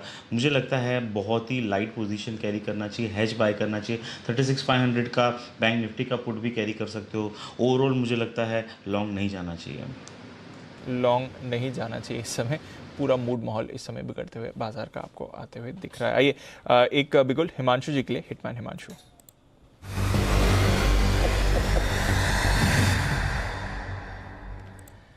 बताएं sir. Deepanshu, Chambal fertilisers short call दिया, देते ही स्टॉक लोअर सर्किट में है और मुझे लगता है टारगेट्स आते हुए नजर आ सकते हैं। दो और शॉर्ट साइड के आइडियाज हैं और जैसा आशु जी बोलते हैं ना कि तेजी के बाजार में जो जब भी बाजार बढ़ता है तो कुछ स्टॉक्स होते हैं जो बेचने ही हैं। तो वैसे दो स्टॉक्स हैं मेरे रडार पर। जब बाजार वीकनेस दिखा रहा है तो ये स्टॉक्स ऐसे हैं जो सबसे पहले लिस्ट में होने चाहिए सेलिंग के लिए। पहला स्टॉक है मदरसन सुमी। देखिए ये स्टॉक अपनी ही एक बियर मार्केट में है। जरा सा भी बाउंस स्टॉक में आता है हायर लेवल्स पे सेलिंग प्रेशर देखने को मिलता है और मेरा ऐसा मानना है कि जैसे ही ये स्टॉक अपना एक इंट्राडे का सपोर्ट तोड़ता हुआ नजर आ रहा है 136-137 रुपए के नीचे, ये एक परफेक्ट कैंडिडेट है एसटीबीटी का। तो मदरसन सुमी में बिकवाली करके चलेंगे 137.50 के स्टॉप लॉस के साथ। 129-130 रुपए का पहला टारगेट, 127 रुपए का दूसरा टारगेट। मदरसन सुमी है पहली कॉल जहां पर शॉर्ट करके चलेंगे। और साथ ही साथ दीपांशु एक और आइडिया है, अगर आप बोले तो मैं वो भी अभी शेयर कर सकता हूँ। जी बताएं सर। बिल्कुल, देखिए दूसरा जो शॉर्ट साइड का आइडिया है वो है आरबीएल बैंक। ये भी एक ऐसा बैंक है दीपांशु जो यहाँ पर लगातार अंडर परफॉर्मेंस दिखाते आया है पूरे बैंकिंग पैक्स में और हर उछाल में यहाँ पर एक अच्छा ब्रेकडाउन आता हुआ नजर आया है। आज के मार्केट में इस स्टॉक ने शॉर्ट टर्म में एक सपोर्ट लेने की कोशिश की थी 127-128 रुपए के आसपास पिछले कुछ दिनों में और ये स्टॉक आज भी उस सपोर्ट को एक अच्छे वॉल्यूम्स के साथ यहाँ पर तोड़ रहा है। तो मुझे लगता है कि आरबीएल बैंक को एससीबीटी करके जाया जा सकता है और यहाँ पर मुझे ऐसा लगता है कि 120 और 118 रुपए तक के टारगेट्स कल के सेशन में आते हुए नजर आ सकते हैं। 127.50, 127.50 के स्टॉप लॉस के साथ आरबीएल बैंक शॉर्ट करके चलने की सलाह है। तो आरबीएल बैंक पर करें शॉर्ट और मदरसन पर करें शॉर्ट। ये आपके लिए दो sell call back to back आती हुई दिख रही हैं हिमांशु जी की तरफ से और सारे के सारे काउंटर्स आपको इस समय कमजोर होते हुए दिख रहे हैं। पिछले 5-7 मिनट का चार्ट देखें तो कोई भी निफ्टी काउंटर ऐसा नहीं है जिसमें आपने खरीदारी देखी है, सभी में आप बिकवाली आते हुए देख रहे हैं। बैंक्स की तो हमने ऑलरेडी बात कर ली, ऑटो शेयर्स में भी आपने रिवर्सल आते हुए देखा है। टीसीएस बाय द वे ये भी आज 3500 के नीचे आया है, तो टीसीएस में भी प्रेशर इस समय बनते हुए दिख रहा है। टाटा मोटर्स आज यहाँ पर भी आपने वीकनेस बनती हुई देखी है, 2.5% नीचे आज टाटा मोटर्स भी आया है। कुणाल जी, टाटा मोटर्स ये भी रिवर्स करते हुए दिख रहा है? देखिए बिल्कुल अक्रॉस द बोर्ड सेलिंग देखने को मिल रही है दीपांशु और इसमें कोई भी अछूता नहीं है। टाटा मोटर्स में भी आपको एक गिरावट आते हुए दिख रही है। तो चार्ट का स्ट्रक्चर कमजोर हुआ है और पिछले 2-3 सत्रों में हमने देखा कि एक 50 पीरियड मूविंग एवरेज है, बिल्कुल उन स्तरों तक ये स्टॉक गया, वहीं पर रिजेक्शन पाकर वापस नीचे जाता हुआ दिख रहा है। मुझे सपोर्ट 400 रुपए के आसपास दिखता है, तो यहां से 4-5% की गिरावट बिल्कुल संभव है, इसलिए इन स्तरों पर खरीदारी की मेरी राय नहीं कि बिल्कुल राय नहीं है। ये है आपके लिए टाटा मोटर्स, मारुति, आयशर, ये सारे फिसले हैं। TCS, Infosys, HCL tech, Wipro ये गिरते हुए दिख रहे हैं। हमने ऑलरेडी देखा है बैंकिंग शेयर्स का तो बुरा हाल है। HDFC बैंक ऊपरी सरों से, एक्सिस, ICICI, कोटक, इंडसइंड ये भी सारे फिसलते हुए दिखे हैं। तो किसी भी लार्ज कैप का सहारा नहीं है और इसलिए अब 16,900 के नीचे आपको बाजार फिसलते हुए दिख रहा है। 17,000 ही नहीं, 16,900 के नीचे जो 16,800 का लेवल आशुष जी बात कर रहे थे, डर है कि शायद अभी ना आ जाए। अभी भी 5 मिनट बाकी है बाजार क्लोज होने में। आइए सुमित जी के पास चलते हैं, सुमित का सुपरहिट।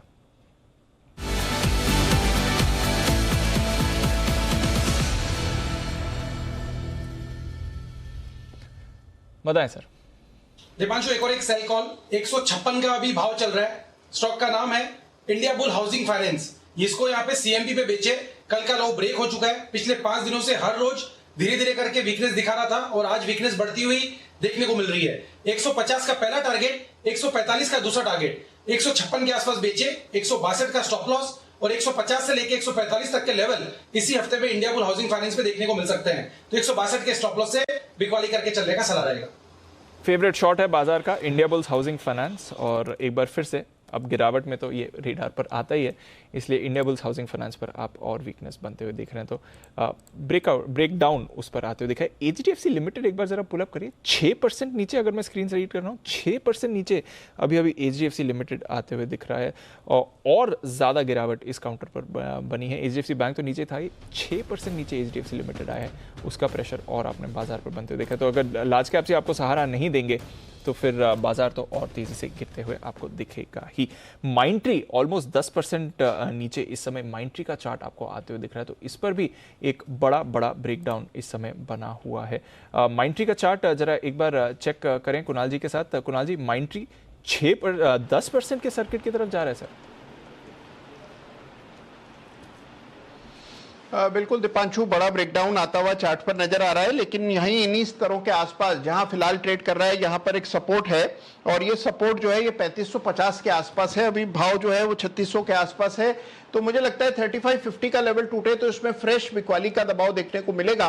तो यहां पर भी ट्रेडर्स ट्रैप्ड होते हुए नजर आ रहे हैं। तो मेरी खरीदारी की राय नहीं है, बिल्कुल भी बॉटम फिशिंग का प्रयास न करें, वेट एंड वॉच करें। 3550 का स्तर टूटा तो यहां बिकवाली और गहरा सकती है। 50 के स्तर पर आप बिकवाली और गहराते हुए दिख सकते हैं। माइंट्री यहां पर आप वीकनेस देख रहे हैं। आइए एक जैकपॉट कॉल जय की तरफ से।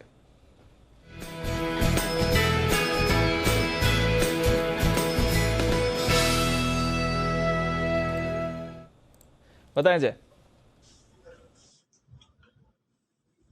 जी दीपांशु, जो हमने 17,100 का पुट दिया था 254 के टारगेट के लिए, वो ऑलमोस्ट आ चुका है। I mean 253.65 हो चुका है put option. So almost first target हमारा जो आ चुका है। जो सोचा था कि 16,850 दीप निफ्टी इमीडिएटली अब आना चाहिए 17,000 के नीचे, 17,100 के नीचे, तो ऑलमोस्ट 16,860 चल रहा है स्पॉट। सो दीप वो लेवल्स तो आ चुके हैं। I mean जिसे प्रॉफिट बुक करना है कर भी सकते हैं।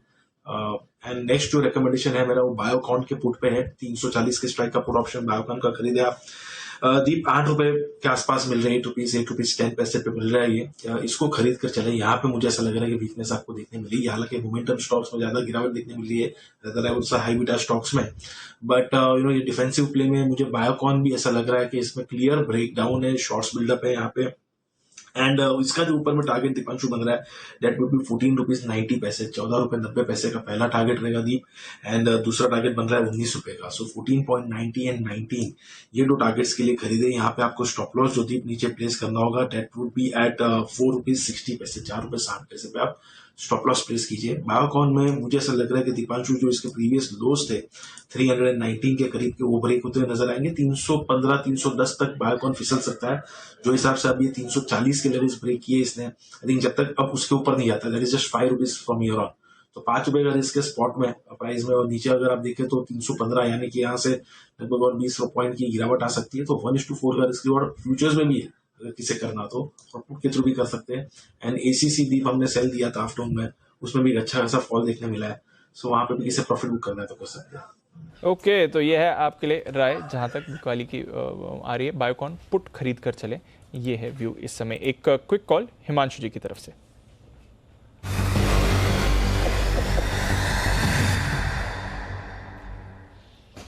बताएं सर। दीपांशु देखिए, आईटी स्टॉक्स में एक वीकनेस है और यहाँ पर एक स्टॉक में एक वार्निंग सिग्नल आता हुआ नजर आ रहा है। मिड कैप आईटी स्टॉक है वो बिरला सॉफ्ट। पिछले कुछ महीनों में स्टॉक ने जबरदस्त तेजी दिखाई थी, लेकिन कुछ दिनों से जिस तरह से स्टॉक में एक शार्प सेलिंग देखने को मिली और लगातार यहाँ पर सेलिंग एक प्रेशर बनता हुआ नजर आ रहा है। मुझे लगता है कि बिरला सॉफ्ट में कुछ ऐसा है जो शायद अभी बाजार को पूरी तरह से नहीं पता और आने वाले दिनों में एक बड़ी वीकनेस दिखा सकता है। तो बिरला सॉफ्ट को हम शॉर्ट करके चलेंगे यहाँ पर और एक ऑप्शन के जरिए यहाँ पर ट्रेड ले सकते हैं। 420 के स्ट्राइक का पुट ऑप्शन खरीद कर चलेंगे। 10 रुपए के आसपास करंट लेवल्स हैं। 7 रुपए का स्टॉप लॉस लगाएंगे और मेरा ऐसा मानना है कि 18 और 24 रुपए के बड़े टारगेट्स आते हुए यहाँ पर नजर आ सकते हैं। तो बिरला सॉफ्ट ये भी गिरावट के लिए हो रहा है तैयार। मिड कैप आईटी कोई छुपने की जगह नहीं है, लार्ज कैप आईटी छुपने की जगह नहीं है, बैंक्स छुपने की जगह नहीं है इस समय। ऑटोज से भी कोई सहारा नहीं आते हुए दिख रहा है। मेटल काउंटर्स भी रिवर्स हो रहे हैं। कमोडिटी ट्रेड्स भी अब आपको सहारा नहीं देते दिख रहे हैं। तो पूरा बाजार का मूड माहौल पिछले आधे घंटे में काफी तेजी से बिगड़ते हुए दिखा है। सिर्फ 5 स्टॉक्स हैं जो पॉजिटिव टेरिटरी में क्लोज हो रहे हैं। पहले उन्हें हाईलाइट कर देते हैं क्योंकि गिरने वाले स्टॉक्स की तो लंबी लिस्ट है। अपोलो हॉस्पिटल्स में एक बड़ा एक्शन आते हुए दिखा था 5% का। रिलायंस इंडस्ट्री 3.5% ऊपर है, उसके बावजूद 300 पॉइंट का कट आपको निफ्टी पर दिख रहा है। कोल इंडिया, बीपीसीएल, ओएनजीसी, आईसीआईसीआई यही है आपके पॉजिटिव टेरिटरी के स्टॉक। एचडीएफसी बैंक, इन्फोसिस आज फिर से इन्होंने गिरावट को लीड किया है। 6.5% का कट एचडीएफसी बैंक में था। एचडीएफसी लाइफ, एसबीआई लाइफ यहां पर भी वीकनेस दिखी है। टाटा कंज्यूमर्स फिसलते हुए दिखे हैं। आईटीसी, एचयूएल ये दोनों एफएमसीजी दिग्गज फिसले हैं। साथ ही टाटा कंज्यूमर, नेस्ले पर भी दबाव बनते हुए दिखा आपने। हालांकि नेस्ले में डिविडेंड एडजस्टमेंट भी था, पर उसको डिविडेंड एडजस्टमेंट आने वाला है। बट अगर आप देखें तो आज ऑलरेडी इस पर काफी बड़ी गिरावट आती हुई दिख चुकी है। इसके अलावा नजर रखिए auto counters, Tata Motors, Eicher, hero यहां पर आपने वीकनेस आती हुई देखी है। श्री सीमेंट, एलएनटी ये वीक थे आज। साथ ही आपने देखा ग्रासिम, अल्ट्राटेक यहां पर गिरावट थी। टाटा स्टील कोई सहारा नहीं दे पाया। तो ओवरऑल कोई भी एक ऐसा काउंटर नहीं था बाजार का जो आपको सपोर्ट दे जाए। और रिलायंस इंडस्ट्री जो 3.5% ऊपर था, इसके बावजूद आपने देखा जो बाकी लार्ज कैप्स में बिकवाली है उसका इम्पैक्ट बाजार पर पड़ा है। HPCL, AU small finance bank, IOC, Hindustan copper, BPCL, Polycab, Chola ये कुछ काउंटर से वायदा कारोबार के जिन्होंने होल्ड ऑफ किया। पर उसके सामने चंबल फर्टिलाइजर 11% की गिरावट आपने इस काउंटर में आती हुई देखी है। माइंट्री 9% नीचे, एलएनटी इन्फोटेक 8.5% नीचे, Intellect, Strides, AB capital, RBL bank, India cements, ACC, Tata power ban में था आज, मनापुरम, साथ ही श्रीराम ट्रांसपोर्ट फाइनेंस ये सारे के सारे काउंटर्स बड़े ब्रेकडाउन दिखाते हुए दिखे। तो बैंक्स, फाइनेंशियल्स भारी गिरावट आती हुई आपको दिखी। आईटी भारी गिरावट आती हुई दिखी। बाकी भी सेक्टर्स आज दबाव में ही बने। तो अच्छी शुरुआत होल्ड आउट किया बाजार ने, बट एंड ऑफ ट्रेड एक भारी गिरावट के साथ 16,900 के नीचे बाजार आपको आते हुए दिखा है। 1 महीने के निचले स्तर पर है हम इस समय। फाइनल क्लोजिंग फिगर हमारी स्क्रीन पर है, एटलीस्ट उतना खराब नहीं है। 17,870 पर प्रोविजनल क्लोजिंग थी। 16,950 960 के करीब आपको फाइनल क्लोजिंग आती हुई दिख रही है। प्रोविजनल क्लोजिंग से लगभग 100 पॉइंट ऊपर। और बैंक निफ्टी पर भी 36,341 का लेवल पर जो आज का ब्रेकडाउन रहा है, डेफिनेटली यहां से बाजार का मूड बिगड़ते हुए दिखा है। देखते हैं कल बाजार संभलते हैं, यानी मिड वीक ट्रेडिंग सेशन रहेगा। बहुत बहुत शुक्रिया हमारे सारे एक्सपर्ट्स का हमारे साथ आज जुड़ने के लिए। दिल्ली से आशु जी, राकेश जी, कुणाल जी और नितिन जी आपका भी, साथ ही जय, विश्वेश और सुमित जी आपका भी बहुत बहुत शुक्रिया। कल फिर से होगी मुलाकात, एक नए ट्रेडिंग सेशन की करेंगे शुरुआत। आशा करते हैं कि एटलीस्ट आज जैसा वॉलेटाइल नहीं रहेगा।